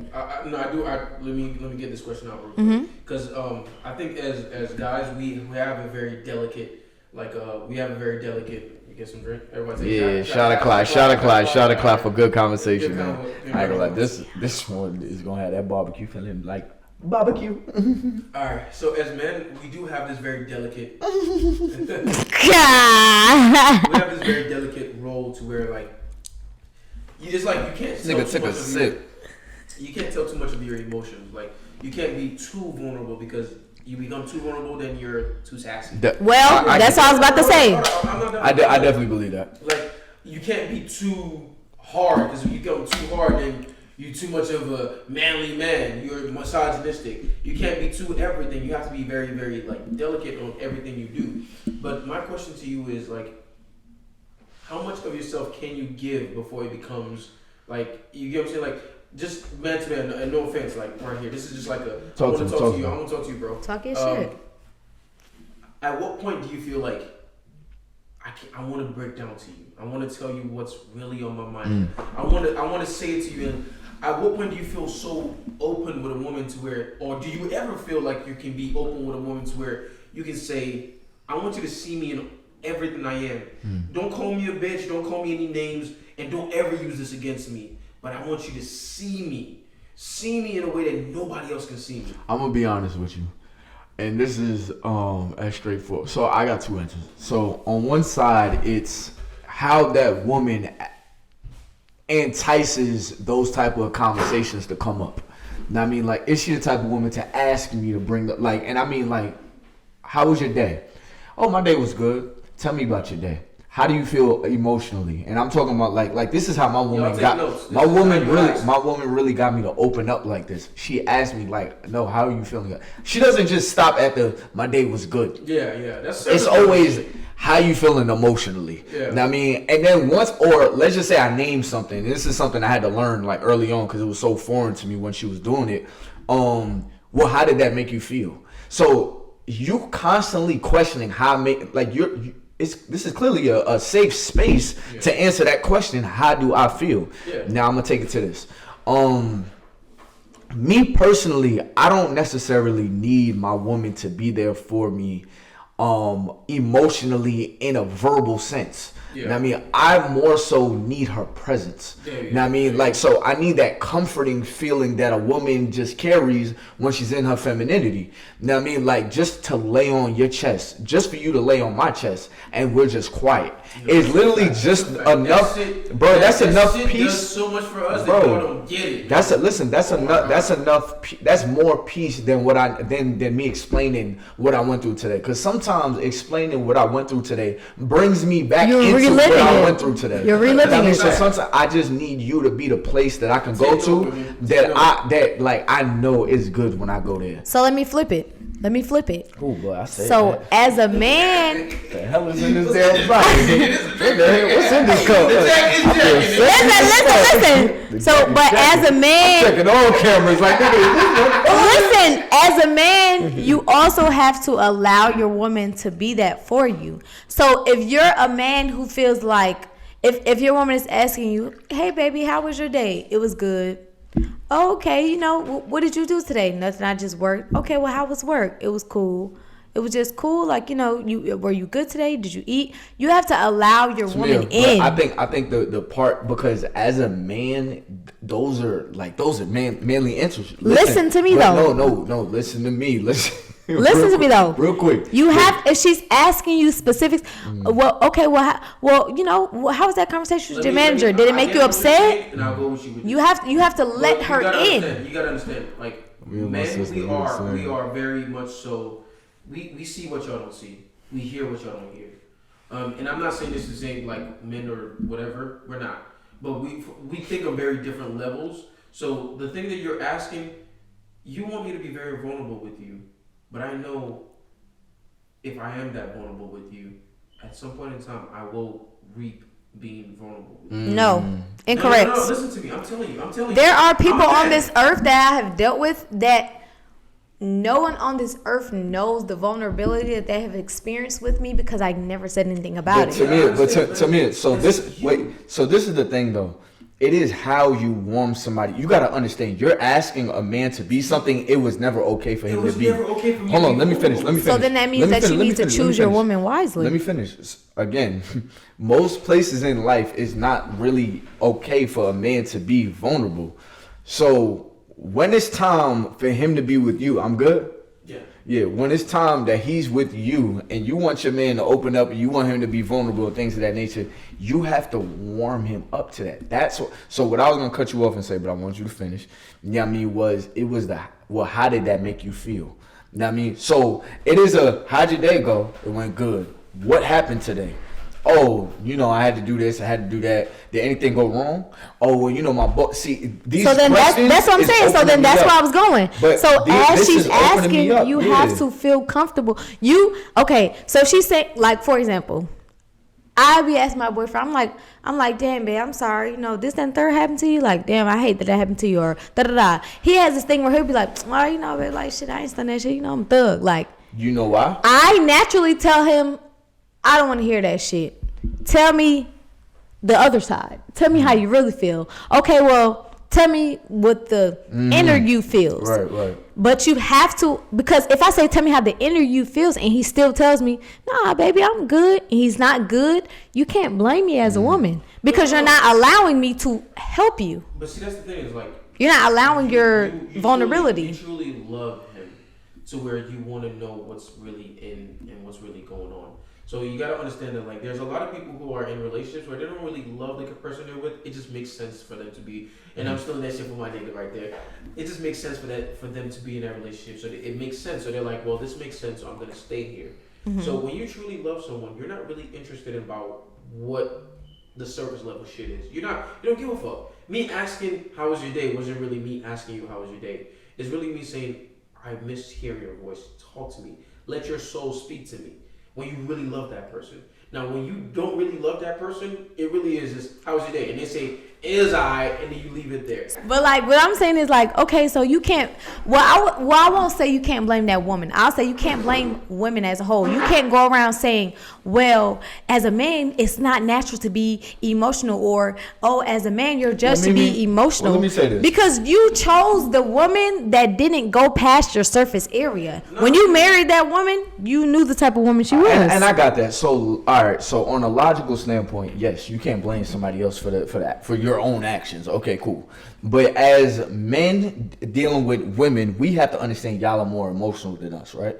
You guys have to understand that our emotional side is more displaced than y'all's. Now, I mean, so it takes more for y'all to open us up. Now, I mean, that's just the anatomy of the situation. Well, that's what I mean.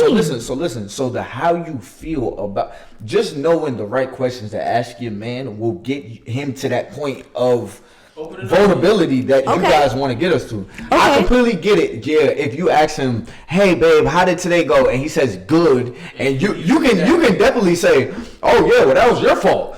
But you also, like me, being a man, and I'm very logical. I'm in the army. I'm a business owner, and I'm this, and I'm a dad, and I'm that. I have to also understand that, okay, there's an emotional piece to women that I am going to have to deal with, so I have to understand. Y'all have to understand that there's an emotional displaced place of a man, so I'm going to have to understand how to navigate around that. So that's just like, so that's like, because what you're saying is... It's just like dealing with a woman on her period. Like, I ain't got to experience that shit, but I have to. But listen. But listen, that's what I'm saying. Somebody said some men have a period. So you're saying... Yes, we do. Listen.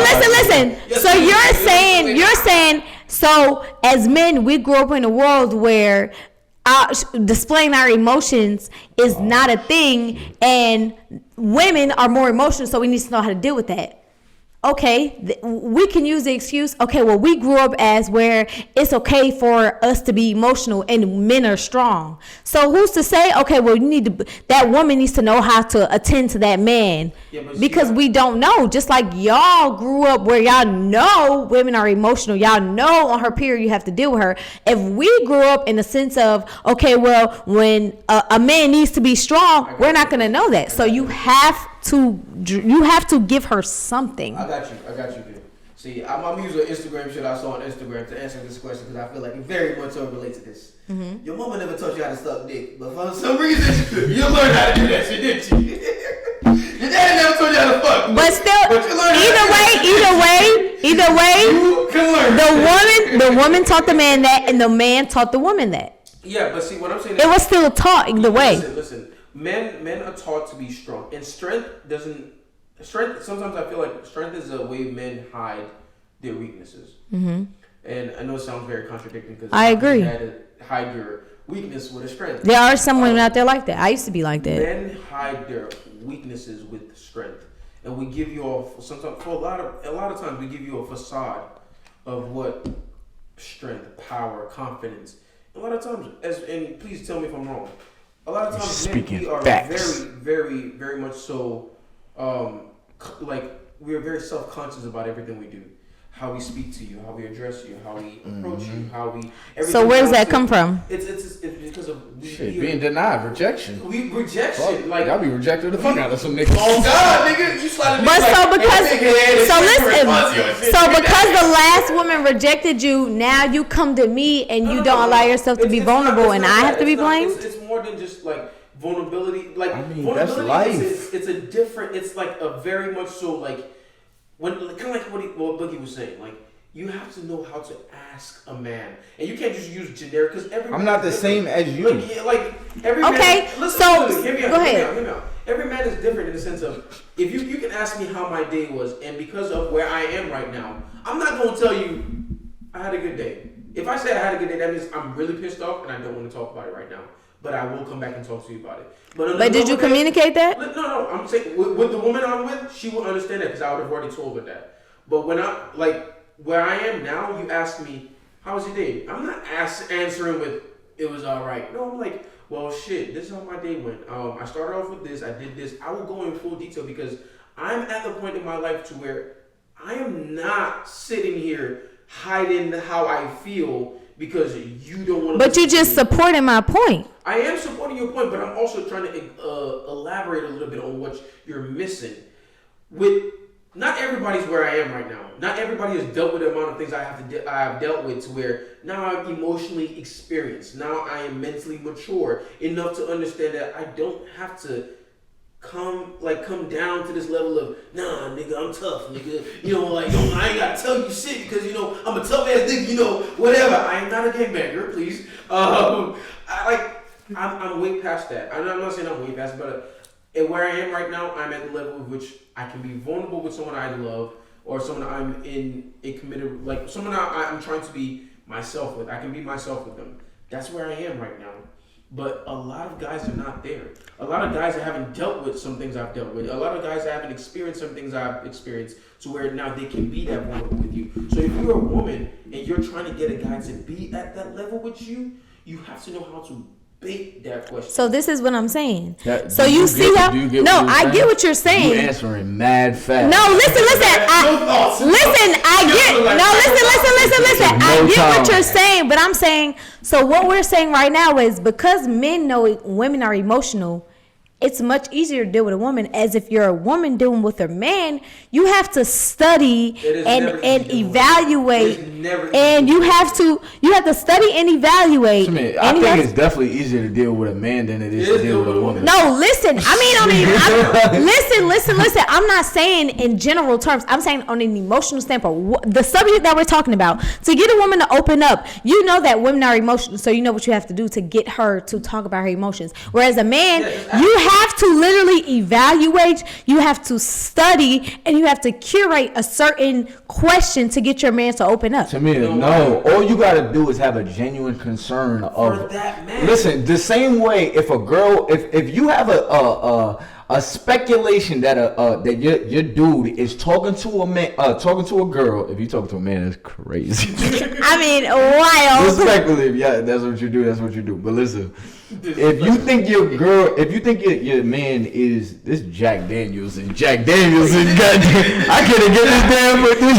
Shout out to Daniel and Jack. Shout out to Jack Daniels. Sponsored by Jack Daniels. Hey, listen. If the same energy that you put into finding out whether or not your man is cheating, is the same energy that you need to have trying to find out how your man actually feels. Okay, so what you're saying is, y'all have all the perfect questions when you feel like your man is doing something, like that? and it don't cost you nothing when you feel like he. So it's the same thing. We're not as open with our emotions as y'all are. It's not because of you. So you're saying, it's because of societal norms, how we was raised. Don't cry. You're a boy. Don't cry. You're a man. Be a man. Stop. Don't nobody care. You're a man. Like, that is how we are raised. So are you saying like a woman needs to? So okay, I get what you're saying now. What you're saying is a woman needs to love a man enough to dig deeper than the surface of how was your day? It was good. I give you the example of my lady because it's simple. And it's very effective. Mm-hmm. How was your day? Oh, my day. And my day still my day was good. You know what I mean? Mm-hmm. My day, listen. My day was good. You know what I mean? Oh, well, what you do today? This is her. What you do today? Oh, well, such and such did such and such. Oh, for real? They did that? Well, how did that make you feel? Now I'm wide open. Because I literally, like, you can ask her, I'll have a moment of silence because I'm searching for a side that I'm not used to going into. That's not the side that I'm used to being accepted in. You know what I mean? So now, being that she loves me enough to ask me that, well, how did that make you feel? Now she has me wide open. I'll give you this. Okay. But some men, I'll give you this. Men are very we're just as emotional. We're mentally. A majority of men are people who are grown, mature men. I don't want y'all to take all this fuck boys. You're not grown.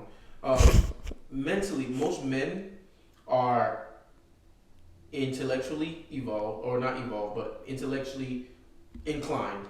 They are spiritually inclined. Ladies, take notes. Inclined. We are very emotionally immature. I say that because we don't understand how to express or how to bring forth our emotions in a way. Because think about this: from the day most women were born, like your emotions are always catered to.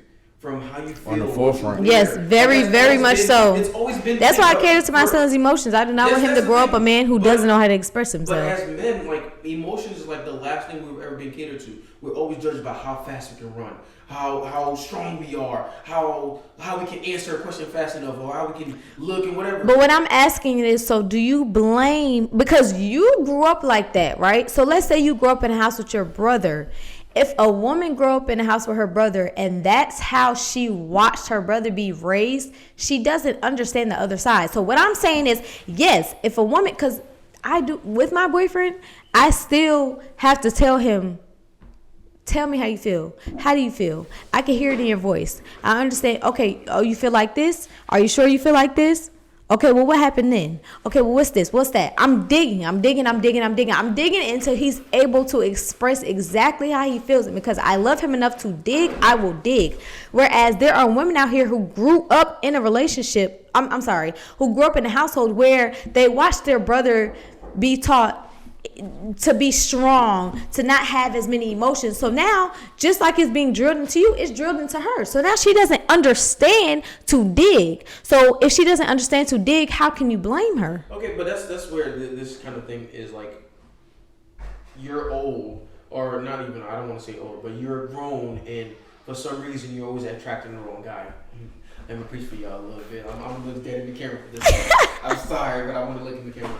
When you're grown and you feel like you're always attracting the wrong people, and you always feel like, for some reason, the people you always attract are just bad for you, and they always treat you wrong, and they never, it's because there's something emotionally that you're lacking. You're lacking something emotionally to where you're attracting people who don't serve that. You get what I'm saying? Like, when you don't know what you don't know. So when you're attracting people who always give you a part of them or some shit that you don't like, is because you're always in search of that shit that you're not really all there yet. You're trying to figure this shit out. Right. So there's nothing wrong with trying to figure it out, but once you get to the point where you can't figure this shit out, I just want you to know the chicken has arrived. God damn. Has arrived, and it's looking barbecuing. Would you say that healthy relationships have more an effect on people? Or would you say healthy relationships have more of an effect on people? Or would you say unhealthy relationships have more of an effect on people? I would say this: unhealthy relationship has a longer lasting effect on people than healthy relationships. See, healthy relationships, think about healthy relationships is kind of like success. When you're successful, you don't really understand what it took for you to be successful. You just understood you're successful. Like, you're good. You know, I did it right. But when you fail, you understand everything that made you fail. When you fall on your fucking ass, you understand like, oh, me riding this bike and me tilting a little too much to the left made me fall to the left. Me tilting to the right to the right. But when you riding this shit and you just going good and you just got it right off the bat, you don't understand what it took. You don't understand the physics of how that shit happened. So successful relationships don't really teach you too much because you feel like I did everything right. So you would say an unhealthy relationship has more an effect on a person? It has a longer lasting effect, good and bad. It has a longer lasting effect because it tells you, well, I don't want this. But it also has that long lasting relationship because sometimes you feel like the unhealthy. I don't know. I'm right there with you. No, I'm right there with you. I feel like I've done both. I've done the unhealthy and healthy. The unhealthy because I started off as an unhealthy and then I went into a healthy one and I thought I was healed until I dealt with a healthy relationship and I was like, fuck, like, I have to mature. Like, I have to grow to understand the shit I'm in right now. Because the way I'm coming at this is very unhealthy. And I started to look like the nigga out there was being sassy. And I was but like, what I would say, I ain't a sassy nigga. It's so crazy because it's like, I feel like the healthy relationship I'm in has changed me as a person versus the unhealthy relationships that I've been in have changed me. But I feel like the healthy relationship I'm in now did more of a permanent change because now if I walk away from this relationship, God forbid, goodness, Lord forbid. KP, KC, what's your name? KP, I need you to do your thing. Keep doing your thing, nigga. But if God forbid I was to walk away from this relationship, no thank too much now, nigga. We can take that with you, nigga. Ain't too many things. My sister. Look, you gotta give get banged to the same. You do, nigga, we would do it to you too, nigga. Whatever thing you do to her, I'm gonna be right there doing it to you too, nigga. Keep your thing to. I don't know what he talking about. But keep your thing. Everybody hate Chris shit, nigga. When you do that thing, nigga, I'm gonna be doing that thing to you too, nigga. But what I will say is, if God forbid I walk away from this relationship, KP, man, I like that man. if I was to walk away from this relationship, right, Like, this nigga I would walk away with, I would say, a better character. Whereas if I'm in an unhealthy relationship, I'm going to walk away from that unhealthy relationship with those unhealthy habits. Yeah. You know what I'm saying? So that's why I feel like, I don't want to say an unhealthy relationship has more effect. I feel like you said, unhealthy relationships definitely have more of a long-lasting effect. I definitely do agree. I definitely do agree with that. I think so. To me, so for you, I think because you've been introduced into this dating world in an unhealthy stage, an unhealthy paradigm, it's been more of a shift for you to get on a healthy side.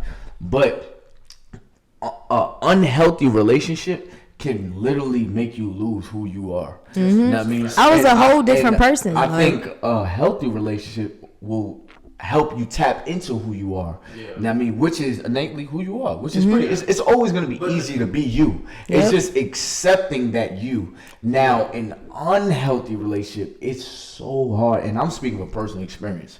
You know what I mean? It's so hard to find that you know yourself to be, but you're hoping the world does not see you how that person sees you. Now you gotta perceive, like, you gotta navigate through life differently. That's a fact. You know what I mean? So you're not that person. Exactly, and without knowing that the world doesn't see you how that person sees you. It's almost like you want to go around asking everybody, "Hey, how you see me? Hey, like, who am I to you?" What do you think I am? But what I would say is, it's crazy because the unhealthy relationship definitely prepared me and made me better for my healthy relationship. The tactics that I learned with being in that healthy relationship have prepared and made it so much easier to be in a healthy relationship, because the requirements back then were so difficult, and I had to be super understanding. I had to be super, I had to be able to compromise. Whereas now I don't have to compromise as much. I don't have to be as understanding. So the small things that I deal with now are easy versus what I had to deal with before. Okay. Well, I would say this now, like, for both of y'all, because again, and you're both brothers and sisters, so this is like a good, like you know what I'm saying, like, it's like some genetic type shit, so but from different perspective, because y'all do act damn near the fucking same. Do you think it's like a gender thing to where men need the negative and women need the positive? Because as a man, like, when we have a positive relationship, you really don't really see what really went wrong when it doesn't happen the way you need to happen. When you see a negative relationship, it does a kind of thing to you, because now you gotta, like, find yourself. Kind of like you said, you gotta find yourself after the relationship, and now you gotta navigate who the fuck you are, and then you gotta, like, own who you are. But I feel like both. When you deal with, like, a positive relationship, you're like, fuck, I've dealt with so much negative shit, and, like, this positive shit showed me who I really was. I think men need a negative relationship. We definitely do. But women too, because I don't think y'all need a negative relationship. I think y'all. I've had no. I think y'all need. I've had a healthy relationship. Got a mustache. I've had. Pay attention. She's a little bit of a man. I don't have a mustache. She's a nigga. He is a fucking liar. I'm here and I witness no mustache. But I've had a healthy relationship. Nah, I'm off this shit. But for real though, like, I've had a healthy relationship to where he was obsessed with me. He wanted to spoil me, but there was things about him that I would say things about our relationship that I didn't like. He wasn't as bad as the things that I dealt with. But at that time, I wasn't old enough, and I wasn't grown enough, and I wasn't mature enough to see the value in him. So I don't think that. I feel like even women, you learn from those negatives. You learn, okay, well, in this relationship, this man did X, Y, and Z. So I know my next relationship, I need to make sure that I am this type of woman so that this man doesn't do what the last man did. Or I need to make sure that I'm equipped, or I'm knowledgeable enough, or I'm aware of what's going on so I don't deal with it again. So I feel like both men and women need that negative experience to be in a positive relationship. Okay. What's your point, Boogie? Jackie! You gotta let me speak when I'm ready to speak. Nah, nigga, I want to hear what you gotta say, nigga. You at the point in life where a lot of niggas want to be right now. So you got what I'm saying? Like you're there, nigga. So let's hear what you gotta say. I personally feel like a lot of men, they chase. Is this cup infinity? Like, nigga, I don't know, but can we just take a shot? No. Can we take a shot? Yeah, no, nigga. Let's take a pause on this shot. My nigga, I need a sip of something. Right, You just nigga, put me on the damn shot spot. Shot a clock.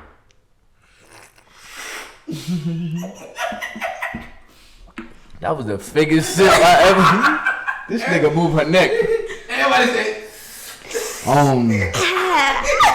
That's the MJ. So as far as like to your question. Someone trying to show the teeth. He's like. A lot of money. Listen. Shout out to her. Hey, shout out to this queen, man. That's my wife, man. Let's take a moment to shout out this queen out, man. This is my Yo, queen, you man. are the best thing that ever happened to this man. I've seen this man go through. I ain't never seen him act like this. I Goddamn. ain't never seen this nigga this pussy with, man. You got this nigga Hey, down I'll to the be bone, that. nigga. I'll be He's that. bad to the bone. Oh, yeah, fuck. Hey, but listen though. So y'all niggas is stupid. But I strongly believe that. This nigga too fucking smooth. He's like, you're stupid. Oh, I got a question. No, let me answer. No, answer it. Nigga said no. Alright, so listen, I strongly believe that women go into relationships with different intentions. So women go into relationships with intentions of every man could be there forever, man. I think a lot of men go into, so I don't feel like y'all need a bad experience to teach y'all good. Know what I mean? I think y'all need good to continue to be good. Know what I mean? To continue to have a clear slate. I think a lot of y'all's heart, and this is where the whole independent and all this fucking nigga, like this is where this energy comes from, is because y'all have been tainted so many times that y'all have been, now you feel a different way. Know what I mean? Whereas you went into it with a clean slate and a pure heart, know what I mean? And you wanted to love, you was open to love, but then love smacked you. Know Okay, what I mean? So your version of how to go about relationships and love was good. That's how you should have kept the love. But wrong. love did you wrong.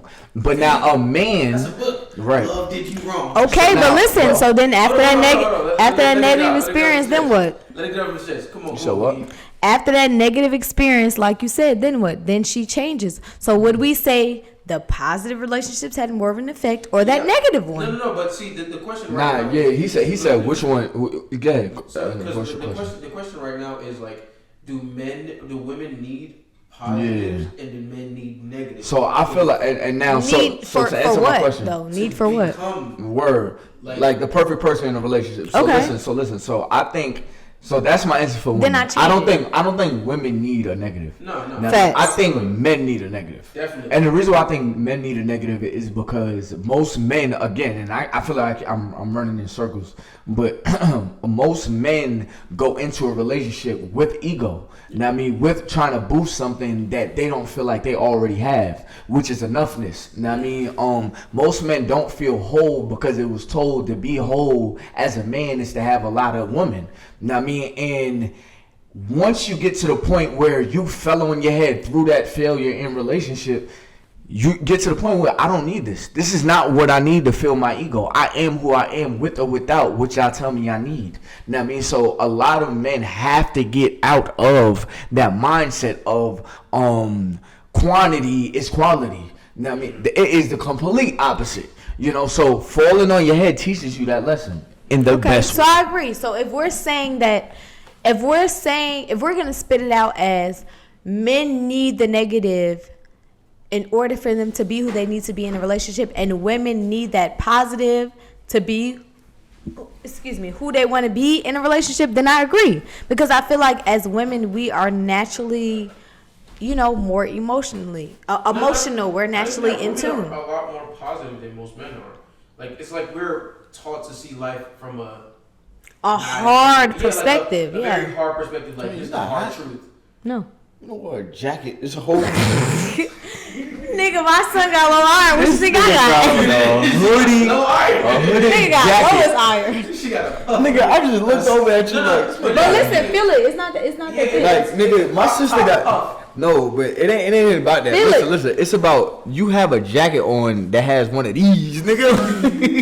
Like, that's a jacket. That's damn near North Face. Nigga, nah. Don't ever do North Face like that. North Face hit. Where you get that from?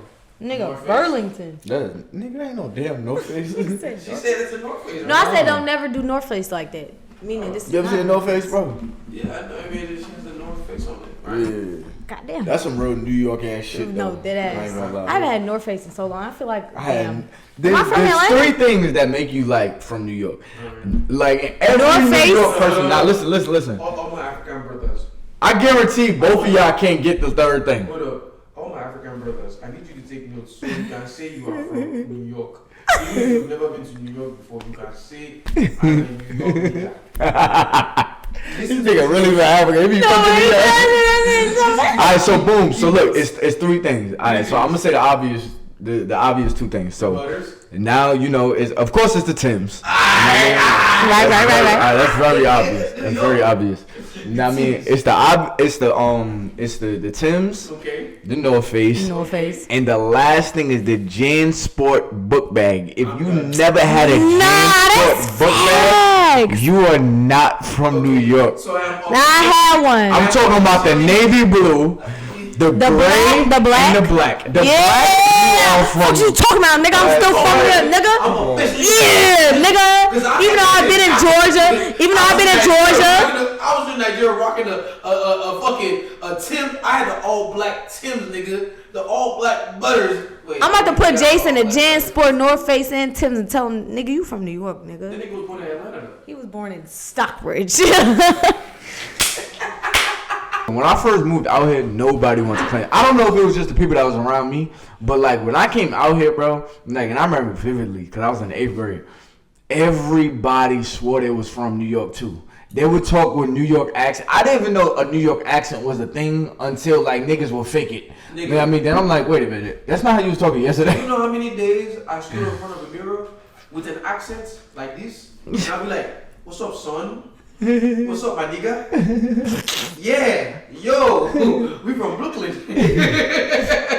No, that's just the thing. I ain't never been to Brooklyn. I used to be in elementary school with this girl that like you'll be like, what's your name? She'd be like, oh, you know, my name is so and so. You'd be like, oh, you from New York? She'd be like, yeah, you know, I'm from New York. You know, I'm from Brooklyn or whatever. Like, it's like, girl, you was not talking like that. You wasn't talking. The like thing about that. it is, so I'm not gonna lie. So I've like to this point, I've been here for a minute, and I've always thought like, how does my dad keep his accent for all these years? But I had to The realize nigga grew up out there. Like, not only that you have to realize like I did not learn how to talk here. You know what I mean? Like when we all like grew up, you know what I mean? We was all developing as kids. I wasn't in the South, so it wasn't like I became an adult and now I'm learning how to like I'm gravitating towards accents. Like now I'm not really learning how I am who I am. Like you know what I mean? And it just is what it is. All right, I'm gonna tell you the science part of it because I'm that science nigga. Like I said, I'm the nerdy nigga that knows the science. So the science, and y'all can fact check me on this. For most people, as long as you move, like so for someone like me, so I moved to the United States when I think I was 14, and between 14, hold up, we're not trying to die, nigga. Oh. So between the age of 14 and I think 16 is that like grace periods where if you move anywhere, you have the ability as a human being and with your brain forming and everything, you have the ability to actually pick up an accent and like nail it to the T. Like you can easily switch. That's why if you notice a lot of kids who grew up in like mixed homes, what they know how to have that American accent. Same way like you, yeah, like you can change it right now. Go from this to like almost like I can start talking like I'm Nigerian, like, and even most of the Nigerian. And when I working in clubs, like a lot of like, I don't know if people know this, but like in Atlanta, a lot of the clubs are owned by Africans. That's a fact. And they like you can hear them like change, and it's so crazy. I remember one of the owners like I'm listening to him, and I listen to him talk to a customer. and like how he talked to me, and I'm like, whoa, So yeah, like, I'll say that's this crazy too. to be able to like switch it. So one thing that I'm gonna go back to the point, but two things. One, when we speak to other Africans, it's very disrespectful. If you know I'm Nigerian or if you know I'm African, and you speak to me in an American. They will like talk in the language and everything, and like it's switch very the whole disrespectful like. to me, because at that point you're looking at me as like I'm green. Same way y'all say like the nigga green. You looking at me like I'm green, and it's like, bro, why the fuck are you faking the funk for me? Because we use an accent to basically be more Like authentic. not just authentic, but we do it to be more understandable. Because growing up, yeah, like a lot of times I'd be talking and people would be like, nigga, what? Like now it's cool to have an accent, but when I came here, it wasn't cool to have an accent. So it's like I'll be talking and people will make me repeat myself so many fucking times that I actually had to learn how to talk and sound like y'all. Guapanese was the worst thing that ever happened to me. I did not understand that shit. If I fucking, Guapanese. bro, No, you Guapanese remember that shit? was the wackest shit that ever happened in Atlanta. I've never. Nigga, oh my god, I hated that shit. It was Me so much too. bad shit. I was heard like, that shit, what the man. fuck y'all talking about? Like, I'm barely learning English and y'all fucking me up with Switching shit up and switching shit. up. Like, nigga, don't call it audible in the middle of a fucking game. Nigga, like, fuck that shit. Why men cannot take what they dish? Because it hurts, and we've already been through this. So it hurts us too. So. I understand. All right, so men, we're again like we're very emotionally immature. So kind of like a child will hit the fuck out of you every single day, but the moment you hit him back or you hit her back, she immediately like crying. And as men, we are very emotionally immature, and I know a lot of y'all gonna be in the comments talking about, no, I'm not immature. I'm very in tune. I'm grown man. You're in the DMs right now. You're in the comments talking about how mature you are. Shows how immature you are. It's the nigga deleting his comment right now. Nigga like, no, Never mind. You got me. But no, like definitely, we're very immature. So kind of like a child, we don't want to taste what we're giving out. Same way we don't want to, we break a lot of hearts, but we don't want to get our heart broken. But the more mature we get, the older, not just the older, but the more mature we get in life, the more we start to experience that, okay, cool, like, if you don't want something, then don't dish it out. Don't give it out. And maybe being a father is what taught me this, or just, getting a little bit older was what taught me this. But I think it's just the more I've been living life, the more I start to realize, like, I really don't want certain things, so I'm not just going to give it out. But growing up as a man, I definitely think we are very emotionally immature to where we feel like we can do all the wrongs in life, but we don't really want to taste it when it comes our way. Mm-hmm. Okay, so That nigga too smooth. That nigga said, okay. give me the ending of the question again, just so I can click it properly. So my question was, why can't men take what they dish out? So I personally don't feel like most men are aware of the damage they're creating. I feel like a lot of men are so stuck in their ego, so stuck in a reason outside of logic, just ego, so they don't realize what they're doing to somebody else as long as that person doesn't find out.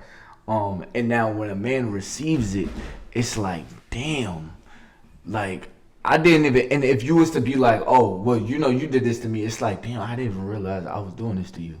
It's because you was operating your ego. Your ego is separate from who you actually are, Not only that, now when we think of the other side of it, so that was the more psychological side. Now the other side of it is the way men speak about when they've done something with a woman. It's along the lines of, I conquered that situation. I made that happen. I won.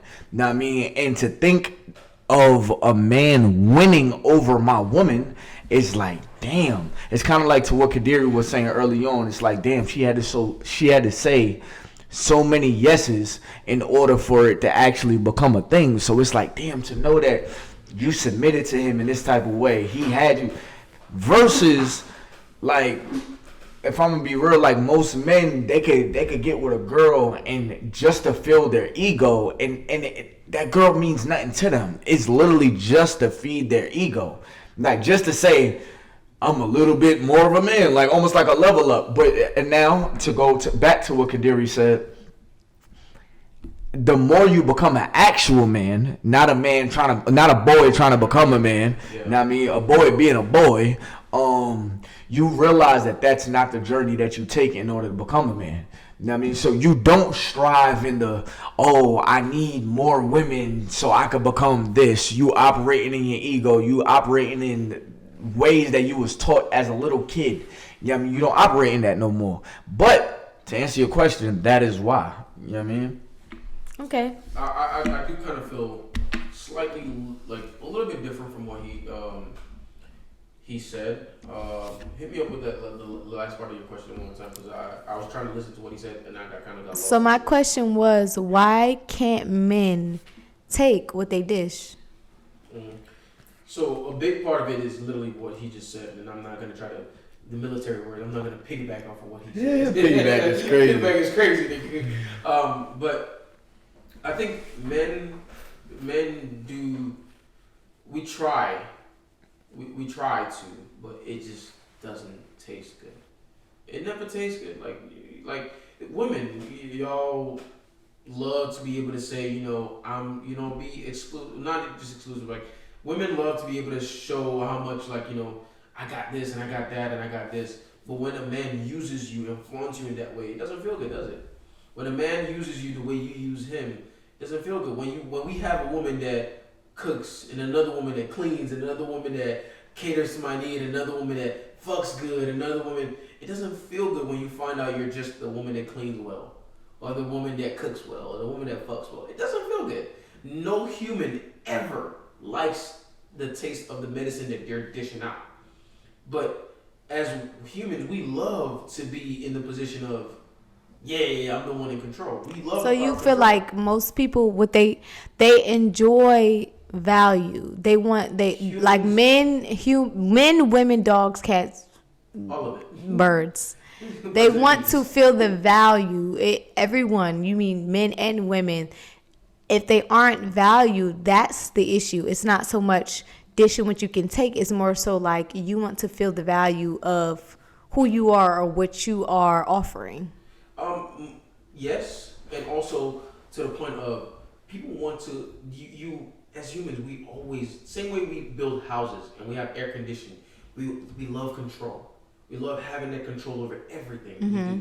Control over timing, control over when you go to sleep, when you wake up. Same way your boss clocks when you walk into work and clocks when you goes out, because we love control. I agree. So, I feel like when I have more control over my day, I feel better versus when I feel like I don't have control over it. So when somebody else comes into your life and tells you, no, I got control over what you got to do. Now you have to taste the medicine of what you're dishing out. Because every time you take control of something, you're taking that power from someone else.